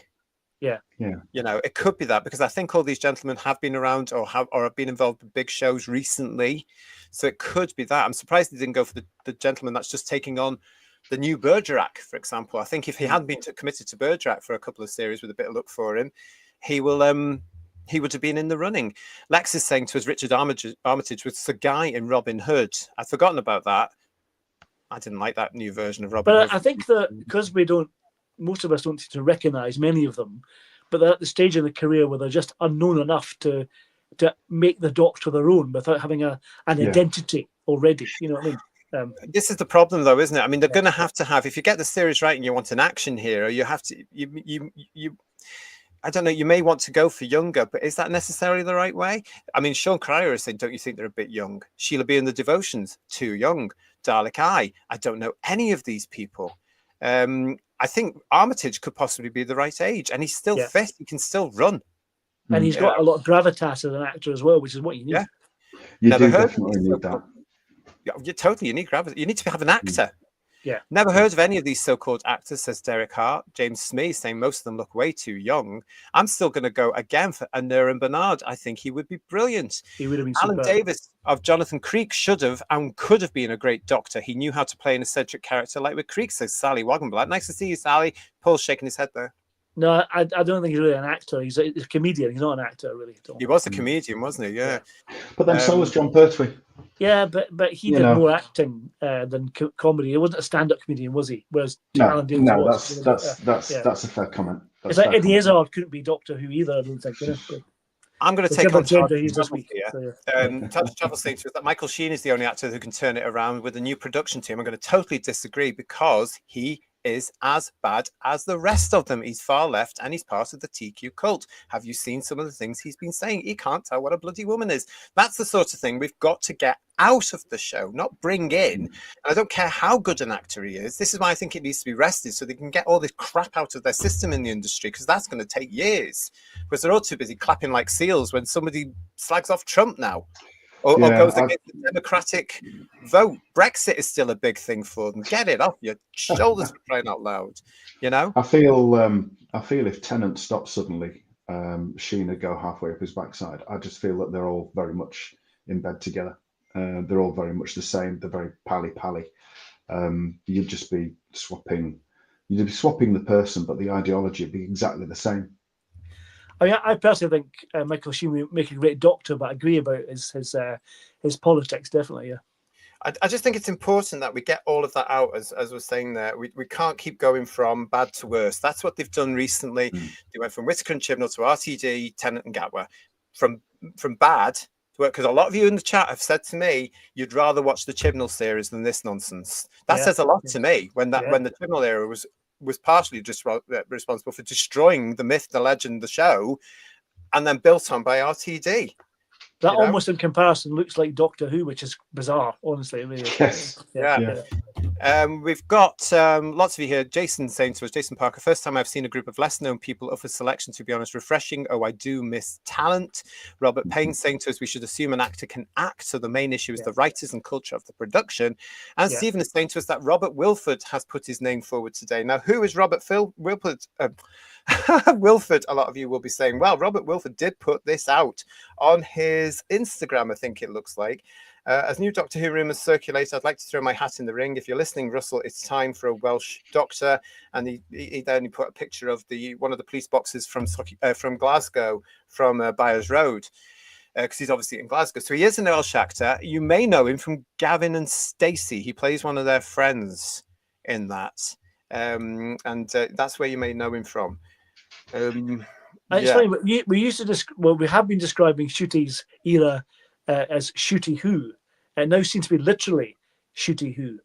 We've almost forgotten who this guy is now, haven't we? He's bye-bye. You know, it's like... Well, certainly in the eyes of the great British public, that has occurred. Nobody cared because nobody was watching him. And this is why they didn't want to release anything about the new series and the Disney deal before Series 2 airs. It wouldn't surprise me, actually, if they've brushed up the date a bit. You know, and brought it forward a little bit to try and get it done. And I can't see them doing the 2 episodes in one night again, like they did last year, where they did 1 and 2 on the same night. I can't see that happening. I think they're going to want to go through the full 8 weeks every week, to be quite honest, you know. Richard Armitage is working with Sony to adapt his novel Geneva into a TV series. Armitage is also starring in the Sony TV series Red Eye. Sony owns Bad Wolf. He's also, I think it's funny, but I don't blame him. He also does the Netflix dramas based on Harlan Ellison's, I think it is, novels. He seems to be in them every year. Now, they're always dropped in around about January. I haven't seen this year's because I cancelled the Netflix. But the one last year with Joanna Lumley was brilliant. But Mr. Armitage seems to be in them every year. And I think it's becoming a running gag now that he must be in them. I don't know. It could be me, the way I'm looking at it. But we've got that one from Mrs. Lisa Pertwee. It needs to end. Classic was best. Reboot was okay at best. And since 2018, it's just awful. Another reboot is a bad idea. Let Doctor Who die, and we will always have Classic Who. Yeah, it's a shame that a lot of us are saying that, really, isn't it? I would go for former Doctor Who actor Tom Ellis. He was fantastic in Lucifer, says John Booth. You see, I could see Tom Ellis as the master. He really does that slow, cold menace. He can turn it on when he wants to. Looks fantastic in a dapper suit. You know, it would be a fantastic return to Delgado-esque master, I think. Again, I think the trouble is he's got that identity as Lucifer, so you've already got that image of him, so he needs to be someone new, you know. But I think Rhys Evans would make a good Doctor, said JFO. I think I heard him ages ago saying he wouldn't do it. I'm sure it was him. Apologies to Mr. Evans if I've got that wrong, but I'm sure he said he wasn't interested. An epic fantasy. If the Fitzroy Fan Fiction Club is still in charge, there's just no point. Totally on point there. I agree with that. Scott Lyon, Joanna Lumley, or Anita Dobbs should be the next Doctor. Go and sit in the corner. I don't want a female Doctor for me, Scott. I'm sorry, the That's Doctor who is not Mrs. a Flood's going to woman. be, a future incarnation of the Doctor. I bet it is. Yeah. There we are. Oh, you think so? No, I Oh, don't. No, I'm God. hoping not. Yeah. And sadly, I think the lead actor has to be young now, says Tidy Boy. Capaldi was brilliant, but all you new young fans lost interest because he wasn't sexy. You say that, but the ratings for his era were still very, very good. Yeah. He was still pulling in anywhere between 7 and 9 million. Yeah. So that's Because brilliant. a lot of regular viewers were watching it, though, weren't they? Because they found him a good actor. People found him quite compelling, so they would watch it for Capaldi. Absolutely. Yeah. Exactly. And look at the scripts he had. I mean, his era was bloody awful. Absolutely terrible scripts he got, and yet he was a brilliant Doctor Who, and he should have been so much better. I mean, the script should have been so much better. Lex, thank you for your super chat. I hope David Tennant doesn't come back as the Doctor. He's played him 3 times now while using upper regeneration and Stolen Earth closing scene. That does tie me into where we're going, Lex, actually. Yeah, because out of all the speculation, this is just 5, everybody, of the speculation of who could be Ncuti Gatwa's replacement. And I do find it very funny they're assuming that the series is going to come back very soon and that he's filmed the regeneration scene. I find that very, very funny. But look at this. From the Mail Online, David Tennant is tip for chop. Doctor Who return with Ncuti Gatwa poised to leave over the show amid doubts over its future. Yes, so that was David Tennant with the bookies is either first or joint first with a couple of other actors to take over again from Ncuti Gatwa. Now, it's actually been hilarious for me to read these people justifying why they think that David Tennant could be the next Doctor Who. They seem to think he's popular with the fans, and they seem to think he's popular with the British public. Can I just say to any journalist watching our show now, and there could be, because there's a hell of a lot of you in the chat with us this evening, good evening, welcome. Please subscribe to the channel. He's not. Quite frankly, he's not. Have you not seen the things he's been saying over the last couple of years? He attacked the previous government's women's and equality minister, who is now the current leader of the opposition. Yes, Kemi Badenoch, he had a row with her. He has also attacked fans. He has attacked women, and I'm talking, allegedly here. He has put out all this stuff, hasn't he? He has said all this stuff. We've covered it for over a year now. He is supporting the TQ cult. He has alienated millions of women, some of whom were in his devoted fan base, quite sickening fan base, actually, if I remember correctly. Oh, bleh, bleh, bleh. But no, he is not that popular. And look at this. From BAFTA X or Twitter or whatever you want to call it, last week as we were broadcasting live, David Tennant was was hosting the BAFTA awards ceremonies, and what they tweeted was, "It's David Tennant's world. We're just living in it." No, we're not. It's not his world at all. So it's all. I never thought anyone could murder a Proclaimers song, but he did. Yeah, I remember being very sad when Tommy Cooper died on stage, but I was laughing my ass off when David Tennant died on stage. It was hilarious, and he knew it as well. Watch it? He knew it. I watched the clips of it. Yeah, he does a Rex Harrison. He can't even sing a Proclaimers song. He's like doing a Rex Harrison in My Fair Lady. He's like singing the words, kind of thing, you know. Hey, do you know what? Some of those Proclaimers songs have got very bizarre notes to hit in. They have, but he's a fan apparently of the Proclaimers as well. He is. He's a huge fan. Yeah. Well, he did that. He did that one just as he left, didn't he? With all the people on set from End of Time, didn't he? Yeah. And he did a documentary about the Proclaimers as well. He interviewed them on a show on BBC Scotland thing, as well. Yeah. But you could see in his eyes, he knew that he was going down an absolute bomb, and not in a good way. Yeah, oh God, yeah. You could see it. He was desperate. It was so funny. Look at this in our David Tennant has burnt too many bridges, says Duckula. Sheila B in the devotions. Tennant has cooked his goose as far as I'm concerned. There you go. And problem being, saying to us, Tennant fangirls was really just the start of the hideous fan experience. Yeah, there was an awful lot of that. If you don't know what we're talking about, he did this time last week while we were live broadcasting to all of you. He was hosting the BAFTAs, dressed brilliantly. That's an awful suit. Hey, City Rollers rock, everybody. Yeah. He should never try wearing men's clothes. He's an absolute stick, isn't he? Listen, Gat was leading him on that one. Let's on that route. He was, of course, there with his missus as well for all the publicity. Mrs. Did Tennant. you see? That's Did an you awful see? outfit as well. It's a terrible outfit. She looks really, really terrible in that. I didn't mean You know, hers, I mean his. I Did thought you see in the song? eating something. It looked terrible. Look at it. I mean, what you're talking about, Mrs. Tennant? Get a gay man to dress you for crying out loud, because I wouldn't have let you out the house looking like that. Honestly, Did a in gay his man song, dress David as well? Because that's a terrible outfit. What is he wearing? awful. Paul, did you see when he was in the clips you've seen when he was doing his song and he was referencing various people whilst Yes. constantly staring at camera in his desperation? Yeah. He called Well, he's trying out to do the Georgia, auto cue for the song, isn't he? So that's the thing. but he called out Yeah. Georgia. He called out Georgia at one point, didn't he? And the Yeah. camera went to her, and Yeah. she had a face Like fizz. Yeah. well, it was a bulldog licking pish off a wasp, wasn't it? Yeah. It That must sat have on been the nettle. sheer Yeah. embarrassment. She was not happy. She was not happy. It was so funny. To describe for those of you who haven't watched it, don't bother. I haven't, but It's this painful. next picture, It is really painful. this next picture. Oh, they watch it for Luke Skywalker losing his trousers. Oh, Paul, you've just ruined my link. This sorry. next picture sums up the entire show. This is it. It was full of far lefties who were applauding every far left piece of politics you could get, including Tennant's attack on the new president, or the latest president of America.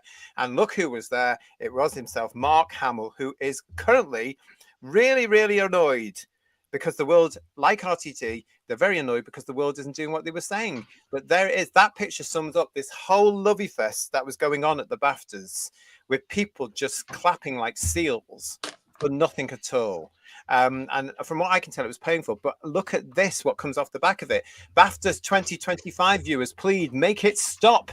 Minutes into the awards ceremony, some viewers were begging for it to be over before it began. So how can the media not understand that David Tennant is no longer the bigwig you think he is? From the Express, bookmakers have... Oh, sorry, that's the wrong one. But from this, I think it's this one here. Manchester Evening News, a second agreed, make it stop. Please, I beg you, BAFTAs. As another wrote, loving David Tennant, pure brilliant. But you know, all the Americans are thinking, what the F is going on? Now, there was a hell of a lot of backlash to David Tennant in this as well. So it was very mixed. As a lot of them were saying, as you saw there, I tried to get it balanced. A lot of them were saying, take it off, take him off. What is he doing? And others were saying, oh, he's brilliant, he's lovely. So he's not as popular. That's my whole point. He's not as popular now as the media still seems to think he is. He wasn't as popular when they brought him back for the 60th either, let's be honest. No, it wasn't. It wasn't. No, because the ratings weren't there for that, is it? As Mark is saying to us here, David Tennant's career is in a cul-de-sac. TARDIS Travel saying Tennant is a total fool. Sally saying, I never liked his doctor. What else? We've got? Come on, keep coming here, everybody. Well, he's chosen the hill he's going to die on, hasn't he? There's no way he can come back from that. He has so firmly pinned his colours to that particular mast. There's nothing he can do. He can't dial back from it, no matter what the general political landscape becomes and less woke it becomes. He's stuck there now. There's nothing he can do about it. Yeah. No. And as I've said before, Gareth Roberts, who came onto Headlines last year and joined us for a Headlines special edition, it's on the playlist. He actually said that. He said, these people just can't turn around now because they're too far down the path. Yeah. And that's what they are. I really think that's where we've got to with them. To be honest, it doesn't matter how good the actor is to play the role, says Kev Gresham. The writing is dreadful. It would have to have a complete new showrunner with talented script writers, directors, exactly. That's what we're saying. And Julianne, the BAFTA job, cringe. What the actual was that? How much fake tan and hair dye? What minority group is he aiming for there? I thought he was wearing a toupee. But, was he?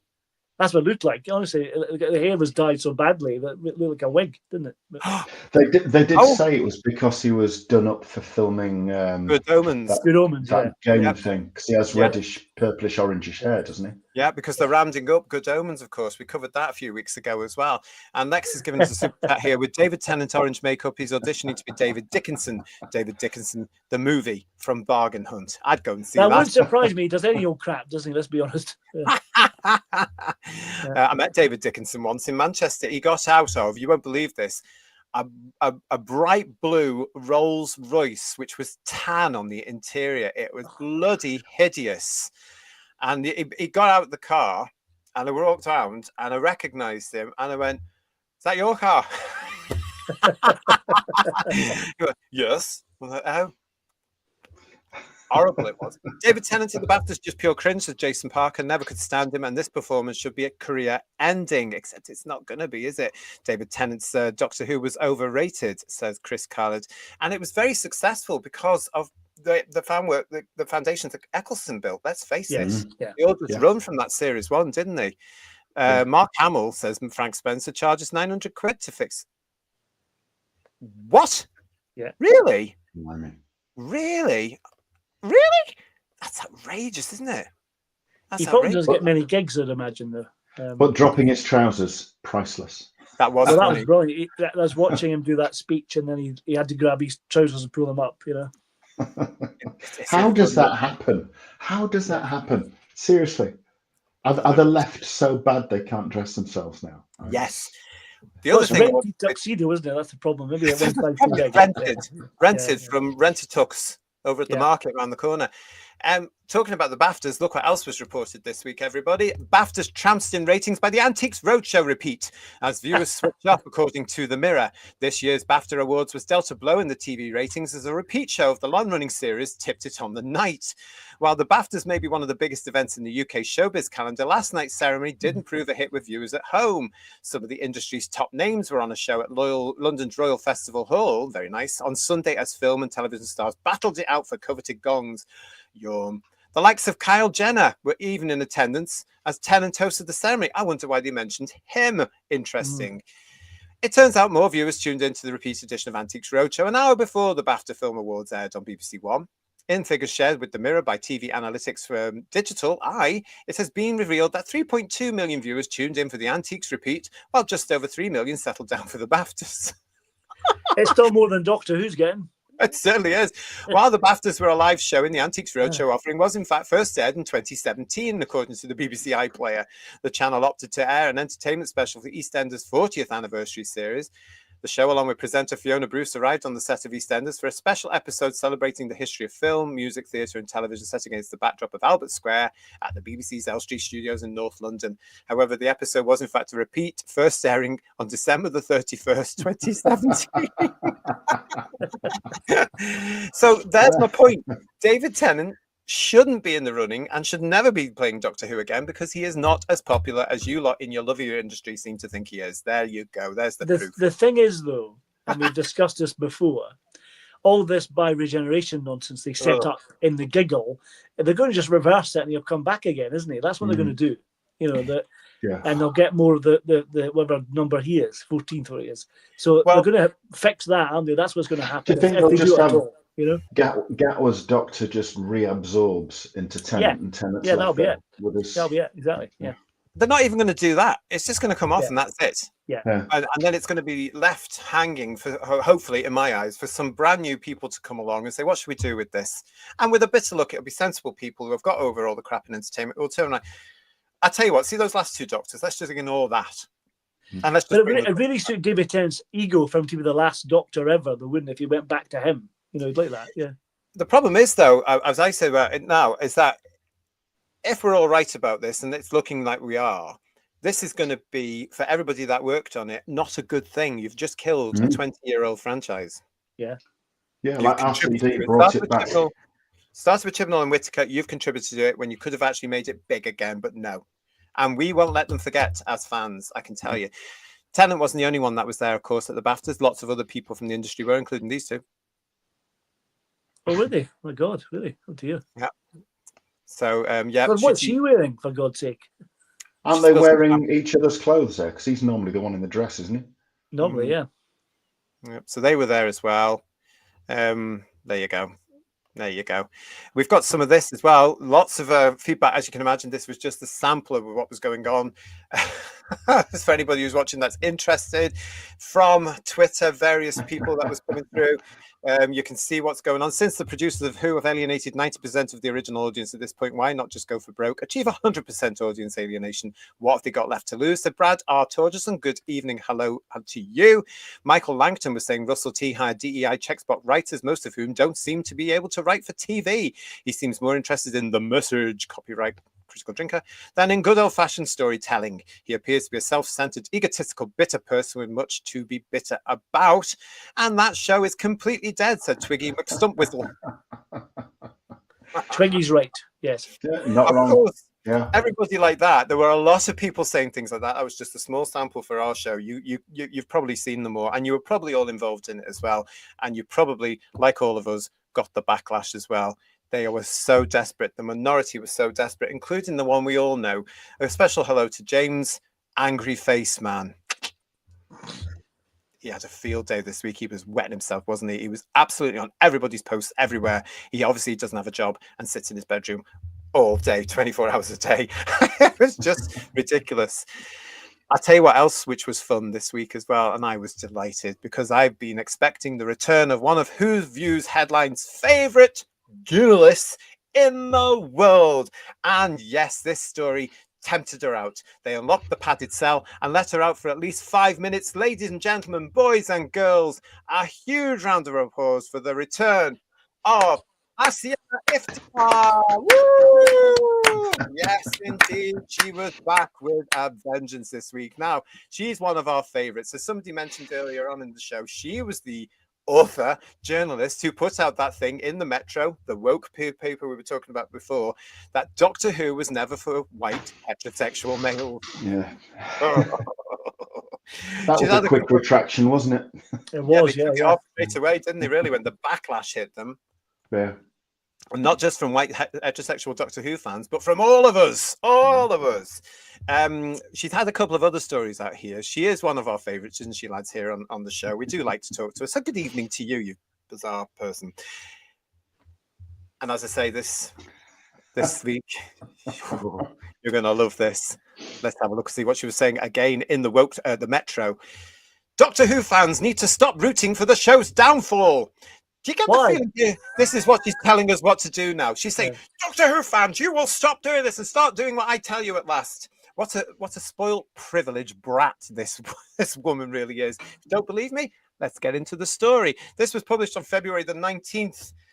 It's her opinion, as you can see there. All right, then, darling, let's see what you are saying. Another day, another bout of rumours about Doctor Who. This time, there's wild speculation that the iconic show has been cancelled. Lead star Ncuti Gatwa has one foot out the door, and there's internal backlash over apparently woke storylines. You can almost hear her starting to cry already, can't you?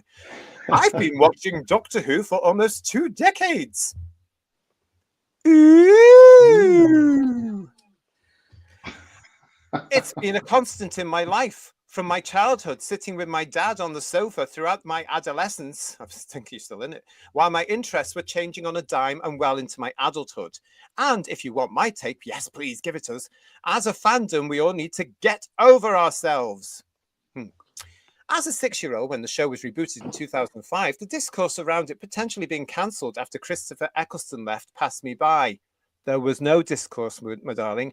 There was nothing like that at all. The decision had been made, even though Eccleston was going, there was no discourse. It wasn't about being cancelled. It's just that it hadn't been renewed for a second series because they didn't know how the fans and the British public were going to take the show. There was nothing else there. As my old mate John used to say, the memory can cheat. You need a memory for it to cheat. But anyway, let's get on with the show.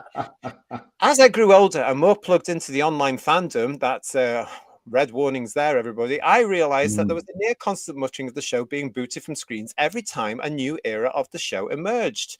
At first, it was, oh, how could anyone compare Tennant before Smith won over audiences? Then Capaldi bitterly divided viewers, with some declaring him their favorite Doctor, while others denounced the entire series. And of course, I remember the complete mess that Whovians were thrown into when Jodie Whittaker took the helm as the first female TARDIS occupant. Ugh. The rot of woke discourse completely invaded online spaces as swarms of longtime fans criticised the show for daring to put a woman in the role of a time-travelling alien. I guess for some it was too unrealistic. I looked on with tired anger during Whittaker's era from 2017 to 2022 under showrunner Chris Chibnall, when there was an exhausting cycle of conversation over the show's plummeting ratings and constant complaints over storylines, stilted writing and dynamics between the Doctor and her companions. But it survived, as it always does, and now we have to do the same thing again with Ncuti Gatwa. Just 2 weeks ago, there was a flurry of panic after Bad Wolf Studios, the TV production company who, alongside the BBC, are responsible for Doctor Who, apparently advertised space for filming, prompting fears that the show had got the can. And then more leaks yesterday. Of course, much like any series of Doctor Who, its popularity with fans has always fluctuated depending on the writers, the actors, and the plot. But ultimately, the core of the show stays the same. A sharply dressed alien traipsing around the universe and through time to save everyone's lives. It's a tried and tested formula that's put the BBC series in good stead for over 6 decades and made it one of the longest running television shows in the world. And yet, as Ncuti enters his second season playing the 15th Doctor, we find ourselves staring down the barrel of yet more cancellation rumours and yet toxic discourse of wokeness driving Doctor Who off our screens. It's like the show Who Cried Bad Wolf. Especially because the BBC quickly pushed back against the cancellation rumours, reiterating that the 26-episode deal with Disney Plus, while cautioning that they'd never comment on future Doctors and storylines. That's a slight misquote she's put in there. Honestly, it's the answer I would expect, but there's a certain segment of fans, public figures, and casual viewers who are reveling in the idea that their prediction that wokeness has killed the show could come true. Wokery has literally killed off Doctor Who, the British bashing corporation. Next, please, one wrote on X. Doctor Who, long-running and famous TV show, totally ruined by political wokery, another complained. Rinse and repeat. And honestly, it is really disheartening to navigate discourse online as someone from a marginalised community. Boring. Oh, God. Frankly, I'm sick of coming across comments that seem to see my entire identity as woke nonsense. Last June, the BBC released the ratings for Ncuti's first run with an average of 4 million viewers, making it BBC's top drama for under 35 in 2024. And this has remained consistent with the Barb confirming the Christmas special Joy to the World have 4.11 million overnight viewers. Although the show has previously reached highs of 7 to 10 million, neither showrunner RTD nor the BBC seems worried about the future so far. So it seems like fans seriously have nothing to fear. Of course, in terms of the long-term survival of the show itself, no one has a crystal ball. But as a fan, I'm going to look at the positives and not the anti-woke rantings or online rumours. When can we start using the ratings as evidence it's crap? Because that's only meter you can have, surely. You know. Well, we've been doing that, haven't we? Yeah, We have. Yeah. And nobody else they won't listen because they keep bending the. Now, this privileged brat, who is a constant source of entertainment and humour for me, so keep them coming, just swallows every bit of propaganda they give. No wonder she's working for the Metro. She's the one. She's the one on rinse and repeat, isn't she? She keeps saying the same things again and again. Her and ilk. And she's actually getting at some of the people that would side with her, because when the news came out that Bad Wolf were basically, as you called it a couple of weeks ago, Paul, touting for business and looking for new people to go in and use their beautiful, wonderful facilities. Yeah. None of us would care because that's business. And we know that the show is out of production because we're old enough and ugly enough to know that's what you do. If you've got a space there, fill it and get the money in. Charge the rent, get it done. You do that. It's called business. But the people that suddenly went, oh my God, were her friends in the fandom. Yeah. I think the fact that she had to touch on her own ethnicity to back up that point shows what a crap writer she is. Yeah. But I think I get the impression that the person that she's trying to convince is herself. And the other impression I get is that she's just an idiot, really. I just think she's not very bright. A 5-watt bulb would outshine her easily, even if it wasn't plugged in. I think it was. Yeah, it's a. It gets back to mince again, doesn't it, Ian? It does. Yeah. There's a lot of you here saying things. How dare people have their own opinions, says Matthew Pounder. This is what I found this week. An awful lot of this people coming out basically saying, how dare you be celebrating this news? And you should. And this one from Asaya, whatever. It just was the pinnacle for me. You know, just saying, you've got to get on board. You've got to get on board, and you've got to do what you're told. We've got to support this rubbish. Bedouia, how are you? Nice to see you. Is it just me, or is this quite poorly written? Well, it's just you. It's not you, Bedouia, at all. It is poorly written, and are we surprised? But please keep them coming because you're always a good source of entertainment on our show. Raymond Williams, it's basically take what you are given and like it. Exactly that. Yes. What else we got? Heard it all before, says Dalek Eye. It's boring. Yeah. Another DEI hire, says Anthony Parkinson. And again, as part of that, also indoctored by the college or the university she's invariably gone to be able to call herself a journalist. They're not the Sarah Jane Smith quality, though, are they? Not at all. And she wasn't a real journalist either. Yes. Yeah. What have we got here? Carwin. Hiya, Carwin. Doctor Who fans are never rooting for its downfall. Who fans are pointing out that the show is drunk, face down in the gutter, covered in its own vomit. Doctor Who fans want it to be back on its feet. Yeah. But to quote Oscar Wilde, he's looking up at the stars, isn't he? That's the thing. From the gutter. Yeah. I mean, that's the point. I mean, they can't understand what a fan's job is. If this was brilliant, we would be all telling it's brilliant, supporting it, bringing in the public, doing our job. But we're embarrassed over it because it's not. You might agree with the enforced far left politics in our beloved science fiction show now, but the majority do not. The British public do not. So expressing yourself in an opinion piece like that is fabulous. It's exactly what we do here on the show. But don't expect everybody to agree with what you're saying. And expect to be challenged, just like the producers of Doctor Who need to be, and they weren't.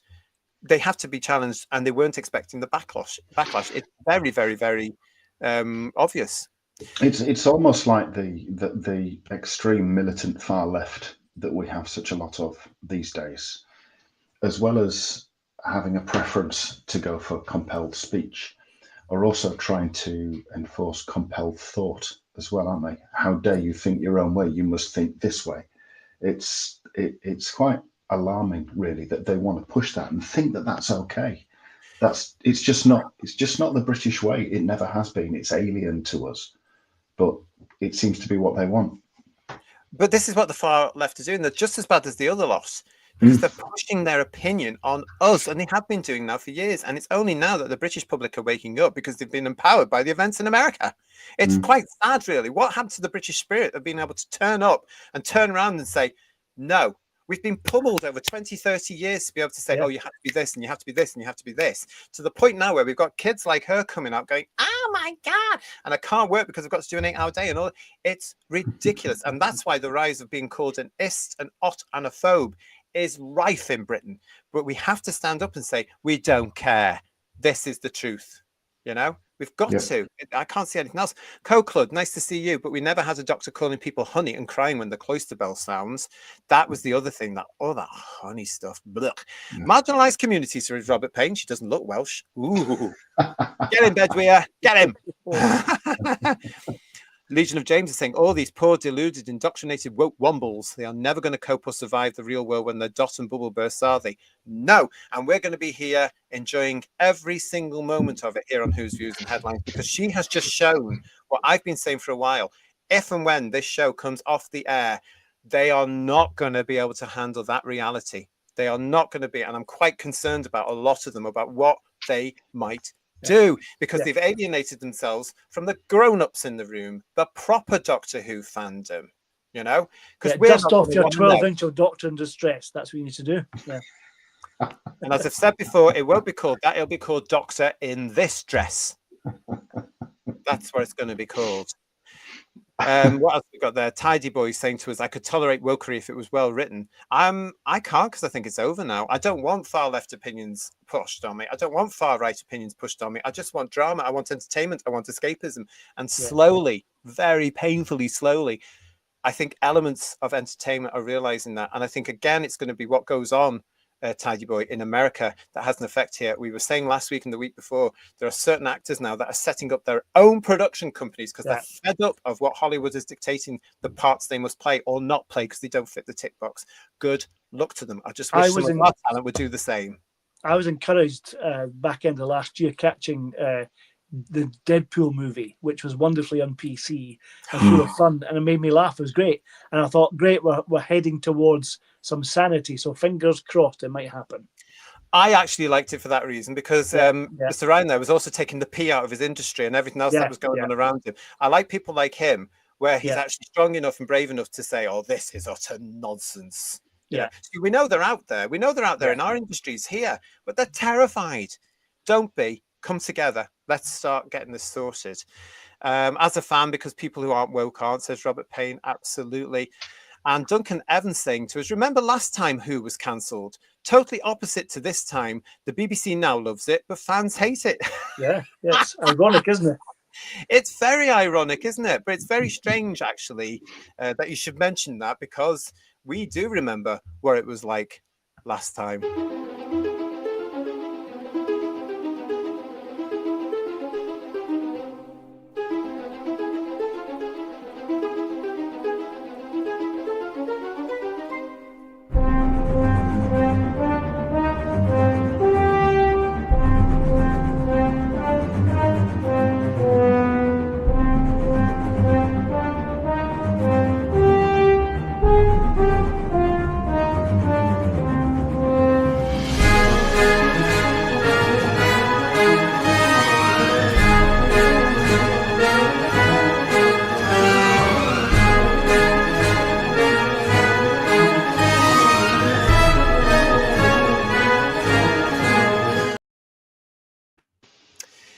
That's right.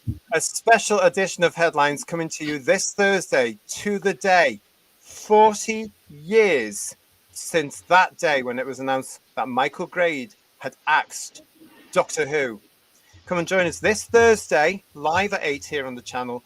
As we look back at that day, we'll be telling you where we were, what we remember. We're going to be looking at John Craven's news round and all the news. We're going to be looking at some of the after effects that happened the day after. And we'd like you with us. So come and join us this Thursday, live at 8, on the actual 40th anniversary of the big cancellation back in 1985. Doesn't time fly, everybody? It's like It was yesterday, banging out those letters to Peter Cregeen on the typewriter. Absolutely. Going down to the post office, buying a stamp and putting them in the post box. Yeah. It's just bizarre, isn't it, Who viewers, that we've been planning to do that for a little while now. And then look at that, bang. We get a new version of it in more or less the same week. Yeah. Isn't it? I mean, it's just bizarre, isn't it? It's just absolutely bizarre, because You know, the person who leaked the story was a Doctor Who fan. Yeah. So yes, hang on a minute. So thank you very much. What we got here coming, Garbage is saying it is 1985. I need to change my Google device. Hang on. Into the wilderness rears we return, says Austin Woods. Peter Venkman saying to us, over here we were so behind we still had episodes in 89. Absolutely. Wow, it looks epic, said Lee Smith. Thank you, Lee. Kirsty is saying to us, wasn't around for the first, but sure riding the waves for the second. Oh, shut up. These young uns have got no respect. What are they like? Yeah. Paul Schlefter saying, oh, I'm looking forward to that. Thank you. Stephen Braddock, I always knew that Michael Grade worked for the Galactic Empire. Graham, oh, good. Thursday I can watch. I'm out Wednesday watching Brentford. Oh, I think that's footy. Well, someone has to. Yeah. Domgo is saying, oh, for someone like Mr. Grade now at the BBC. And problem being, wouldn't it be ironic if they announced it was cancelled on Thursday? It would be well timed, wouldn't it? Oh, the memories. I remember it so well, says Legion of James. Great. Make sure you're with us on the chat then, because that's what it's all going about. It's going to be memories, as Barbara Streisand used to say. What, says Tim Kintz. I'll be tuning in for flashbacks. Yeah, well, it's our flashbacks. Yes, it's going to be very, very interesting. Oh, that sounds amazing, says Dalek Eye. I remember it well, says Stephen Braddock. If you're a new fan, if you weren't there, come and join us, because we've got a big 1985 show for you planned. It's going to be interesting. I've got to join that one. Thank you very much. Mudcrap saying in 1985 I'd still had hair, joined the club. Me too, yeah. Hasn't it? Yeah. Wasn't it in 89, says the timescales? No, it wasn't. It was 1985 was the first hiatus, the big 18-month hiatus during season 22. So come and, if you don't know about it, come and join us, timescales, where we'll give you the facts of what happened that night, because we were there. Oof, says poor Rose. 40 years, I'm getting old, aren't we all, mate? Armour A is saying, yeah, back when you could remember your hair. I remember it well, I'll tell you. Woodhouse 122, I hated Grade in 1985. I also hated him in 1981 when he cancelled the goodies on LWT. He really had he was a swine, he really was, yeah. He was. It was funny though, but we can laugh at it now.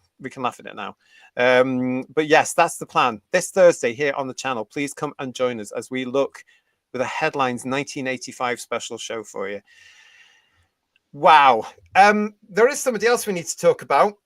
Unfortunately, everybody, one of the new writers, as you know, if you know who I'm going to mention now, my favorite fella.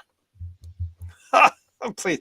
But he is writing for the next series of Doctor Who, and whether we like it or not, he is now part of Doctor Who history. He's going to be in all the Doctor Who books. He's going to be mentioned in Doctor Who Monthly magazine. He's going to be there forever. And it is, of course, the one and only Juno Dawson.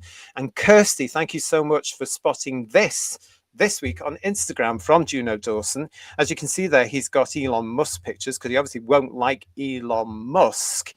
And it says gender dysphoria is not limited to transgender people. Many cisgender, I hate that term, public figures pursue gender affirming care. And then it's got things like orthogonathic, I think that says, which is jawline surgery, and felicitator, that's the hair, transplants are examples of gender affirming surgery, while testosterone supplements are non-surgical gender affirming care. And then he says, I'll just leave this here with the reminder that puberty blockers are not currently suspended for cisgender youth who require them. Now, again, I'm going to say this person is writing for Doctor Who, has written for Doctor Who. It's in the can. It's produced. So to him, I would like to say you are wrong when it comes to the puberty blockers, because as reported on the 31st of July 2024, the High Court in the United Kingdom ruled that the emergency ban on puberty blockers introduced by the last government in the UK was lawful. What are you doing, you absolute maniac? This is what they really believe, guys. This is what the TV is all about. I wasn't angry. I just thought, oh, here we go. Here we go. Just typical, I mean, why would he put that out there when he's now got extra people following him from Doctor Who fans? It's a lie. They can't help themselves, really, can they? They've never been able to. They just can't stop. They're rabidly obsessive. Absolutely. And it's a pure lie. As Stephen's saying to us here, they should be blocked in the UK. The High Court ruled it, you liar. Armoray is saying wrong and retarded. Well, to quote Mr. Trump, fake news. There, that's what that is. Yeah. But it's so desperate as well. Yeah. I mean, the puberty blockers thing. Listen, go and read the cash report. You vile, vile person. Go and read the cash report. That tells you everything that you are denying here. This is what being part of a cult is, isn't it? Telling lies, propaganda, dealing with all of this. Jason is saying to us, hair gender affirming surgery. Oh, please stop, and rolls eyes. Legion of James, hashtag LGB without the TQ. Mr. Dawson is the poster boy for misogyny, homophobia, lies, and bile. These people can't think critically, says the Peter Venkman site. I mean, when Kirsty sent me that, I was just like, oh, what is he doing now? Well, imagine when he gets to do the publicity for his episode, there'll be more of that, no doubt. Do you think he's going to? It's going to be very interesting, isn't it, Who viewers? And we will be covering that here on this channel. How much publicity are they going to do now about Juno Dawson writing for Doctor Who, with everything that is now coming out from the cash report onwards to all the movement in America about confirming there is only two genders, as any sane person knows, men and women, and then transgender men and women, you have to look at them if you want to, however you want to, but they can't push the insistence that TWs are women and TMs are men when they're not. And LGBT people, same-sex attracted people will tell you that all the time. We've been through this so many times, but it's going to be interesting, Paul and Ian, when it comes to that pre-publicity. Well, I believe Doctor Who Unleashed is getting another series. Is it? Apparently, yeah. So that's going to be there'll be the same interviews on that like they did with season 1. And They're all in the can though for the official stuff. Yeah. But that'll be on there. So what they did, unless they've edited it, will be similar propaganda and that as it was in series 1. So this is the interesting thing, isn't it? Because again, I'm speculating again here as well. They have the ability for that. What's it called, Unleash? They have the ability to edit things. Yeah. Or are they going to be so arrogant that they won't? I think they'll be arrogant. It's typical BBC to head in the sand, say there's nothing wrong, and double down on it.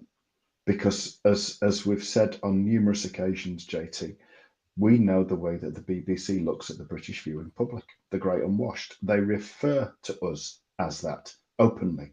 We are viewed with contempt. So whatever our views are, they will say we are wrong. So they will double down on it because they firmly believe they are right on all things.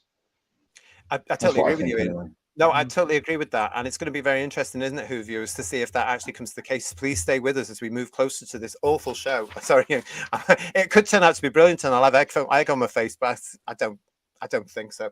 It starts, as I said before, on Saturday, the 12th of April. More news on what we're going to be doing to cover it nearer to the time. But do stay with us. Make sure you're subscribed. If you've already subscribed to the channel, make sure you're still subscribed. It's great to see you all. Please come with us as we get to review these 8 episodes that are on the way and the preview shows that we will be doing, just like we did last year. What gives these people the right to impose a made-up category on me, says Anthony Green. I am not cis because there's no such thing. Excellent, totally agree, well done. Julianne is saying Dawson is a disgusting creature. You and I know it, don't we? Linny, hello, Linny's giving us a thumb up. Thank you, Linny. The next series of Doctor Who is going to bury RTD's Doctor Who, says Anthony Parkinson, as if it could also have done.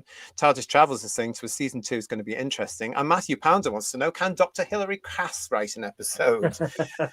Oh, she'd be a very, very unpopular person in the echelons, weren't there? Those people there that knew better than us. Thank you, Scottish Davros, for your bit there as well. Thank you. Bill's reckoning that Dawson will revel in the attention. Revel. Sorry, yes, of course it is. Dawson will revel in the attention. Of course it is. Yes, and like a certain other trans woman, maybe even have messages written on their arms as well. What an idiot he is as well. Stupid man. What else we got here? Thank you very much for your... Yes, this has got you all talking here. Marjorie, hello Marjorie. I'm all for free speech, but Juno's words are doing more damage to kids. And yet they think that because they've got this whole thing about trans kids must be heard, trans kids must be saved, blah, blah, blah. There's no such thing as a trans kids. There's just far left adults around them. Do you know, I was horrified, Marjorie. Yesterday, I saw on, you may have seen it as well on social media, this woman in America with a baby celebrating the fact that her baby, who must be about 18 months, has told her she wants to be the different gender. These people need added cells. Yeah. Need social services. The baby can't even speak properly yet. You know, I couldn't believe, and she's actually done something stupid by taking a phone and filming herself. Looking, my baby wants to be the opposite gender. Oh, it's trans. Oh my God. That's what I call a mental illness. I think it's about time we reopen the asylums myself. I think kids need to grow, let them grow up, let them find themselves. They want to be trans with adults, fine, but not with their kids. Let them have a child too, for God's sake. I know. Yeah, exactly. Lots of you in the chat about this one. This one as well, it's not one of my favourite subjects, although contrary to popular opinion, it's going to hit us more as we get into this series. Let's see what's going to work, because as I say, he's there now. He's in the history books for Doctor Who now, isn't he? And we've talked about him before. We will be talking about it again, and then we are going to be reviewing his episode and scoring it with you guys as well. So stay tuned with us. Gilliam, 3 genders. You keep forgetting hermaphrodite. I can't say that. Somebody say it for me. Hermaphrodite. Thank you. Hermaphrodite. I keep getting it mixed up with Wonder Woman's Amazons. That word. And their names. Just think Alpha Centauri. There we go. That's it. There we go. Yes, indeed. Yeah. So thank you for that, everybody. And what's this as well? Jason saying to us, Juno Dawson, RTD and David Tennant represent everything which has killed Doctor Who. Ego before the show. They are the real life happiness patrol, the wokeness patrol. Well said, Jason. And that's a Doctor Who story. New Who hater is saying, imagine it being good, and then it's given us lots of smiley faces there, which are crying with sheer joy. Yes, I know, but we've always said, and we will stick by it, if this next series of alleged Doctor Who turns out to be a cracker, we will come on here live and we will say we were in the wrong. We might not be wrong about the politics. We're never going to change our minds about that. But if they've produced some fantastic stories, we will say so. You can guarantee that. I say, you know, we're not going to change our minds on that one, are we? Woodhouse122 says, agreed, Ian. We are scumming the B-buys until they need their license money, as was shown this week. Another bad week for the BBC here in the United Kingdom. Another huge series of mistakes for them. It's about time they were investigated in my eyes. There's too much going on behind. And it's no good saying, oh, it was a independent production company. No, you contracted them. You take the blame. You investigate them. You do your homework. They need investigated. That's all I say. Yeah. I was so annoyed at them. Austin Woods is saying chances of Who coming back and not sucking hard are about as high as the number of remaining natural hairs on Elon Musk's head. Well, I'm not going to say anything about that because I'm in the same boat, and I don't know why he's worried about it. Don't know why he's worried about it. Balls have more fun, apparently. So yeah. But, what the hell does cis mean anyway? Says Sean Cryer. Well, I've seen various things from the TQ cult saying it. The one that always hits me hard is comfortable in skin. Yeah. But then they go back on that and they say, oh, but it's something that was referred to from ancient times, ancient times, which they've now in the last 4 or 5 years decided they want to use again to distinguish a trans person from everybody else. Why can't they just call you male or female then? You don't have to have another label, do you? They have to label, though, don't they? They're obsessed. Yeah. And ancient times to those bedwetters probably means about 1995, doesn't it? Let's be real. Yeah, just last century. Yeah. Just Travels pointing out it was being sarky there. It didn't come across on the thingy, but yeah, I'm sure it is. What else we got there? Jane Smith saying to us, I stopped watching Unleashed as I couldn't stand it anymore. Yeah, I only watch it for research purposes. Yes, then he comes back in here and he can tell us what happened. So that's his job. The rest of us can't be bothered. We've got Silver Wolf saying to us, medals need to be handed out to all the panel for watching Doctor Who Series 2 by King Charles while you're watching it too. Yes, thank you, Silver Wolf. Yes, we do need those. But as long as you guys are with us, we're quite happy to actually keep going. I have to say that I just stopped watching the podcast. That was far too much. I'm sorry. But yes, we draw the line that one. We don't want to know about that one. I mean, more people were watching people like us than were watching theirs. Thank you, JT, Paul, and Ian, for your ultimate sacrifice watching season 2 on our behalf. We'll be with you in spirit and there for all the reviews. Thank God. Thank you, sir. I can't do it without you all. You've got to come and join us for all that. As long as they're there for the reviews. Yeah. As long as they're there for the reviews. Well, we're just doing all the usual stuff. The ratings game, the scores on the TARDIS stalls, all the usual stuff. And Random Exeter, nice to see you. Transkid is a 40-year-old man claiming to be a 14-year-old girl. Oh my God, yeah. That's the other part of this TQ cult, isn't it? And they're just men with absolute ridiculous nonsense who have been validated by the far left. Oh, we've got to give them respect. No, slap them around, get them in front of a psychiatrist because it's sick, quite frankly. I'm not going to take them realistically. No. Why the hell should we?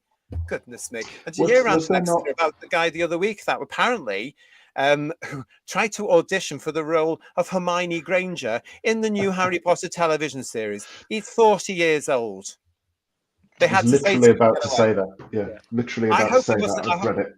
I hope that wasn't absolute. I hope it's an urban myth and it wasn't true, because you can imagine a 40-year-old turning up with a load of 10-year-old girls. Doesn't look good, does it? No. You know what I mean? Oh, absolutely horrible. Did you hear? Is it John Lithgow's being cast as Dumbledore? Is he? I think it's a rumor because J.K. Rowling did sort of. I think it's a rumor. J.K. Rowling did sort of initiate, didn't she, Kirsty? She still wants British actors in all the roles. That's what I thought. Yeah. So a lot of these rumors do stand, no offense, from America as well. But there we go. Hey, B, nice to see you. Thank you for joining us. Hello. What else we got here? Mudcrab, free speech does not automatically provide you with immunity to criticism. Nicely said. It's That's true, it. though. You can give out, you have to be able to take it. That's the thing. Yeah. And a couple of weeks ago, of course, on one of our shows where we were talking about Juno Dawson, we started with a video where he was complaining about everything people had said, and he was playing the victim here. He was playing victim. And the only thing that people had said, and what I think he was referring to, is the fact that more and more of us now have the confidence to actually say, you're a man. Yeah. You know, and I think obviously he doesn't really like that, but oh God. True though. It's I mean, you can't change that, can you? You know, you can't change the reality. It's great to see you all in the chat. Thank you very much for everybody that's been here as well. Daryl is saying to us here, his British accent in Cliffhanger was at least quite funny. Is that Lithgow? Yeah. I don't think I've ever seen that. Can't be as bad as film. Keanu Reeves and Dracula. That was superb. Yeah. Oh, right. A lot of you already preempted this, but we're going to spend a couple of minutes now. If you want to have your final say here on the show tonight, for to sum up in the chat now on any of the topics we've talked about now, something you want to get off your chest, right? To sum up in the chat now, as we do indeed sum up.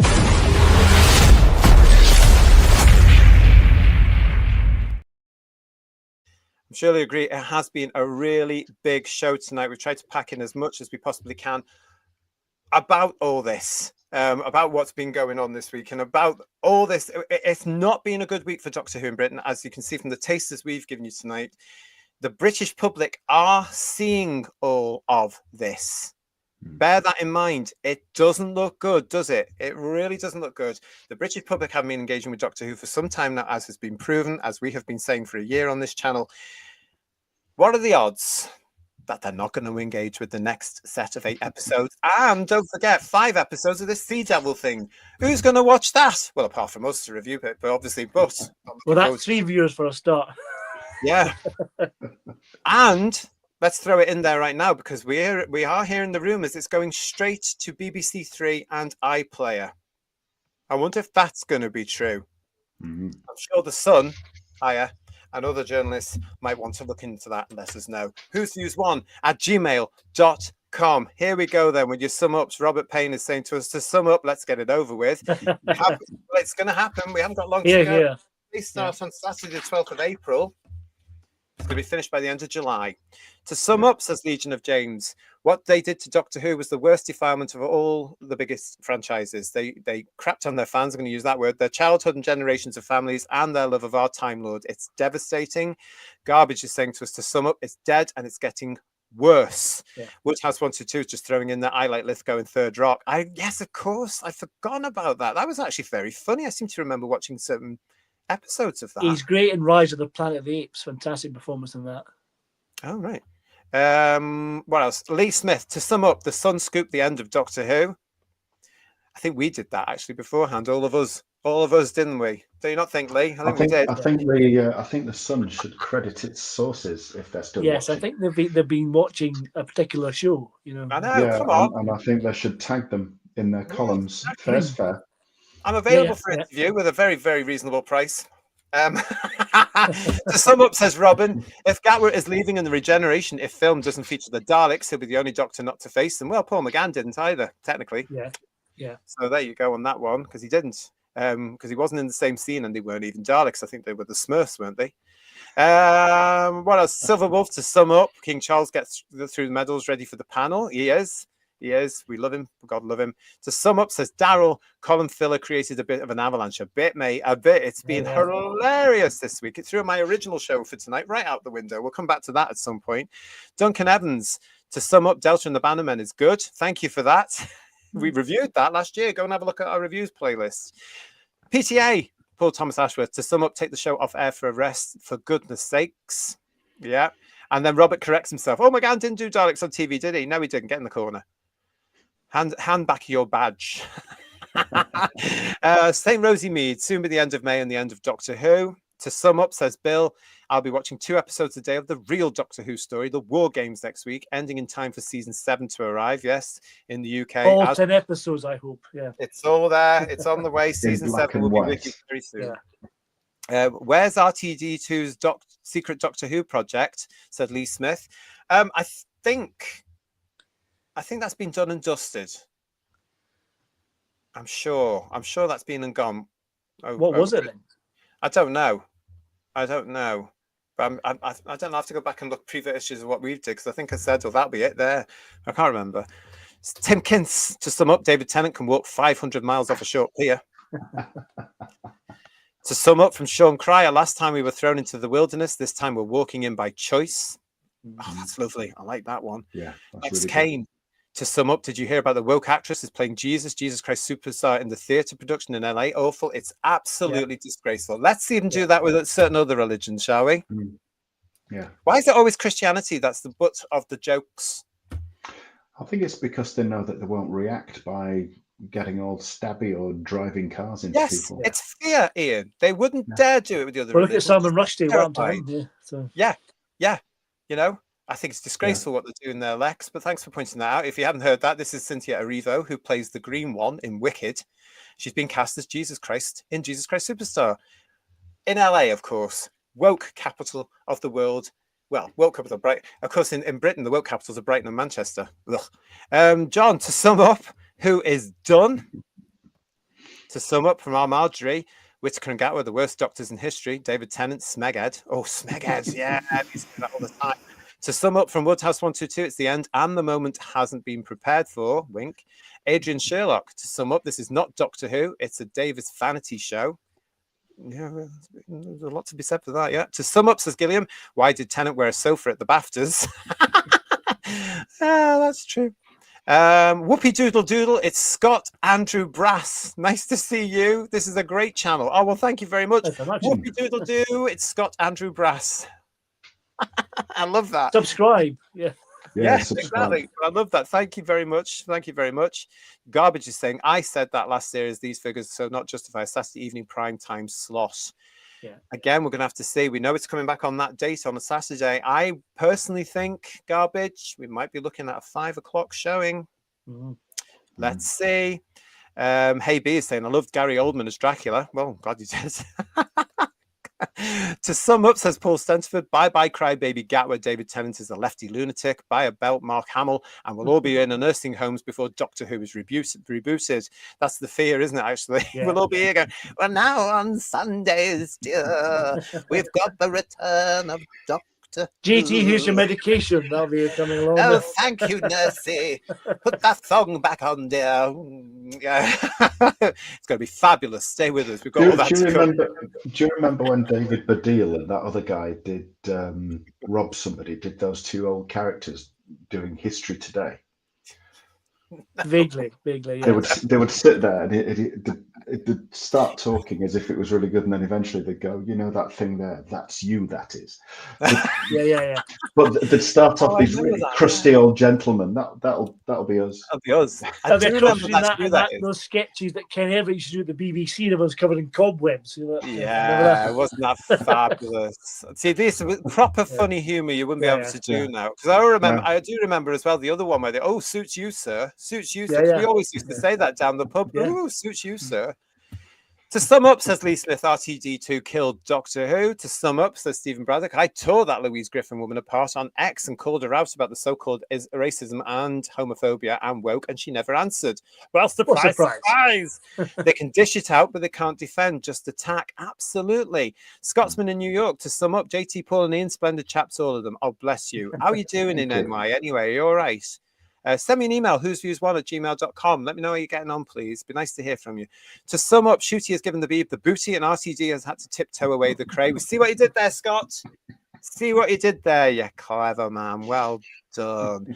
And to sum up, says Paul Rose, no more Tennant. Go away, Shooty and RTD. Rest the show for at least 2 to 3 years now, and respect your customers again. Domgo, to sum up, the days of Doctor Who being written and produced by weirdos is coming to an end. Oh, please make it be. Or in the worlds of Captain Picard, make it so. He just popped into my head there. I don't know why. How weird. Jason Parker, to sum up, it's time to get the Who path out of Who. To sum up from Mark A. Wright, it's the end, and they're definitely preparing for it. What else? We've got sum up from Derek Hart. Probably have 5 episodes of Land and Sea Thingy on Channel 3. Well, the rumour is it's going straight to BBC 3 and the iPlayer, and that's it. That's it. So if that's true, not getting the primetime 9 o'clock slot or whatever they were going to do with it on BBC One, I was wondering where they would put it, because the 9 o'clock news is on BBC. Well, news, as far as the BBC can report it. Bloody hell. Decadent Dave, what you're saying to us, to sum up, I thought the death of Star Wars was bad, but the death of Doctor Who takes the gold. Doesn't it? Hey B, being gone for so long, need to catch up with Who. Lex Kane, to sum up, JT and the team, if wrote proper Doctor Who script, what would it be? I have no idea. There's so much you can do with Doctor Who. For me, it would be accessible to everybody, no matter what age, what political persuasion you are. It wouldn't matter, because none of that nonsense would be in it. It would be a good story from an author who can write science fiction and understands what Doctor Who is and who the Doctor is. It would be family viewing, so that anybody in the world could still watch this. And it would be a Doctor in the lines of Pertwee and Tom Baker. Yeah, someone with gravitas, a scary story is what you want. Yeah. Another based under siege type story would be great. That kind of thing. Yeah. Agenda free. Yeah. Entertainment for not just the British public now, but they would be no offense, they would be my main concern. The British public.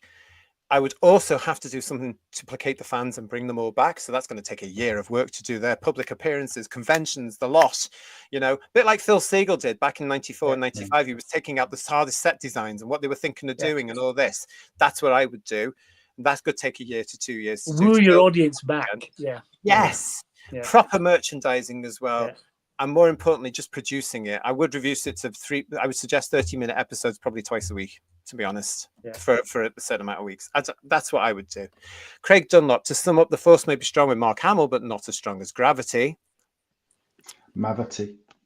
Yeah. Oh, don't remind me on that one. Yeah, what Julia, that been season 2, Ian? I hope that's resolved. That plot has to be resolved. Surely explain why that happened, please. What, do you mean closing a pothole? No way. Yeah. No. Close a plot hole. Julia Chiverton, hiya, Julia. To sum up, I will be watching Real Who and Touching Grass in April. Graham, to sum up, 4 hours of 2 Who's View shows is a fab Sunday evening. Thank you very much. Legion of James, to sum up, Dawson and his like need to get the message. LGB without the TQ, spread the word. It is a hashtag, LGB without the TQ. Garbage is saying Doctor Who is back in 7 weeks and I'm off to buy a pooper scooper. That's a good point, isn't it? What else we got here? Stephen Braddock, yes, thank you. We have Doctor Who and the Scorpion this year, and it has the Daleks in it. That's very true. If Phil's watching us, yes, there's a lot riding on your film now. Killbot, Kill. To sum up, Buckaroo, Banzai is Lithgow's best. And Scottish Davros saying us, to sum up, the show is done. Torsten and down to Vile. And don't forget, if you haven't subbed to Who's Views, please do so. It's a great channel, fantastic panel. Oh, thank you so much indeed. Good. It's good to see, Daniel. Yeah. Kev is saying, to sum up, new Doctor required. We must have true family values and respect their fans. What else? And Rick Storm. Thank you, Rick. Doctor Who is coming season 2. I think I'll pass. Instead, I'll watch my DVDs or go and touch some grass. Shooty has now given up. RTD has left the show, heading back to Canal Street quietly on tiptoe. Very poetic. Lovely. Yeah. Very good. We've got two poets. We've got Mark Milford and we've got Rick. Mark, apologies. He sent me a poem earlier in the week as well. We haven't been able to get around to it in the show. I will read it at some point. I promise. But thank you, so thank you. Get your grass seeds ready, says the lady. Yes, you can get them now from the Who's View shop, everybody. Very cheap they are too. That's not true, but the shop is there. What else we got this? To sum up, says Paul Schlefter, this is probably not the publicity this week RTD would have wanted. I would so like to have been a fly on the walls of both Bad Wolf and BBC Studios this week. In fact, I don't think it's saying anything. I've heard the rumours that BBC Studios are very unhappy. They actually seem to want the Doctor continue to be popular, to be healthy, to be making the money, to be appreciated by the fans, to be welcoming in new fans. That's what I'm hearing. And they feel, allegedly, what I'm hearing on the rumour circuit is that they feel extremely let down. When we hear more about that, or if anything indicates that, let's come back and talk about it, everybody. And who can blame them for feeling that way? Yeah. Well, if that's true, though, seeing as though they own the IP, if that's true, they should really have stepped up and said something sooner than now. Maybe they did. Don't forget, Series 2 was filmed at the same time as Series 1. Yeah.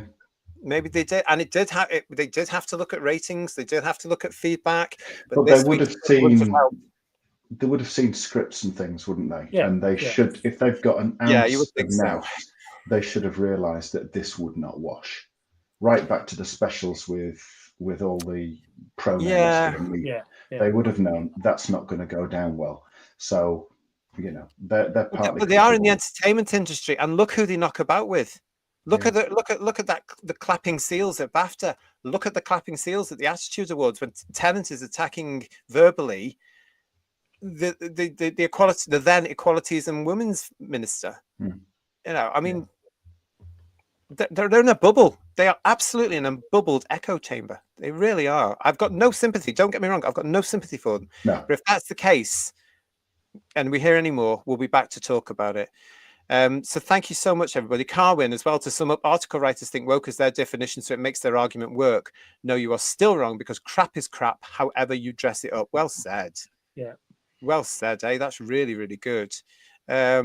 Gilliam cries, please, I'm in Brighton, but it is so true, so much woke here. Darling, they won't let me in again. They won't let me into Brighton again. There's no chat. I used to have friends there. They've all disowned me. I can tell you, I worked in the Queen's Arms on and off for years, part-time in there. Tell you. Great laugh back then, I tell you, honestly. But thank you for that. But yeah, Gilliam, nice to see you. Thank you for joining us, and good luck. Jane is saying to us, it was the Tales from the TARDIS, wasn't it? It could have been, actually. I can't remember. Yeah, Back at our shows. It could have been. I wish they kept that secret. That's right, yeah. There's lots of you now saying, that's you, that is.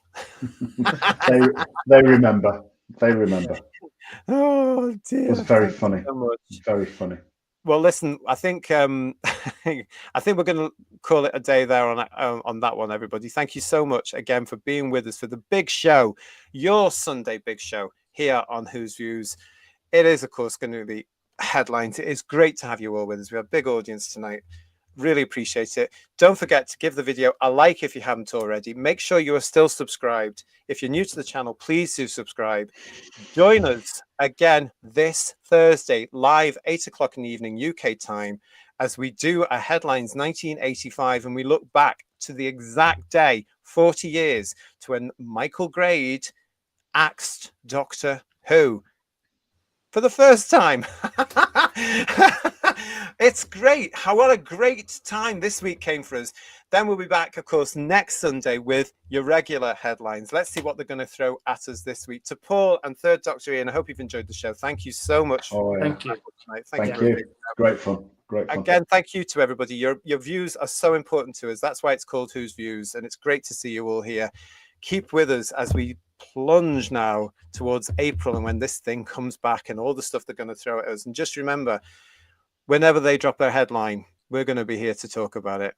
Until we see you again on Whose Views, ta-ra. Good night, everyone. Bye-bye. Ta-ra.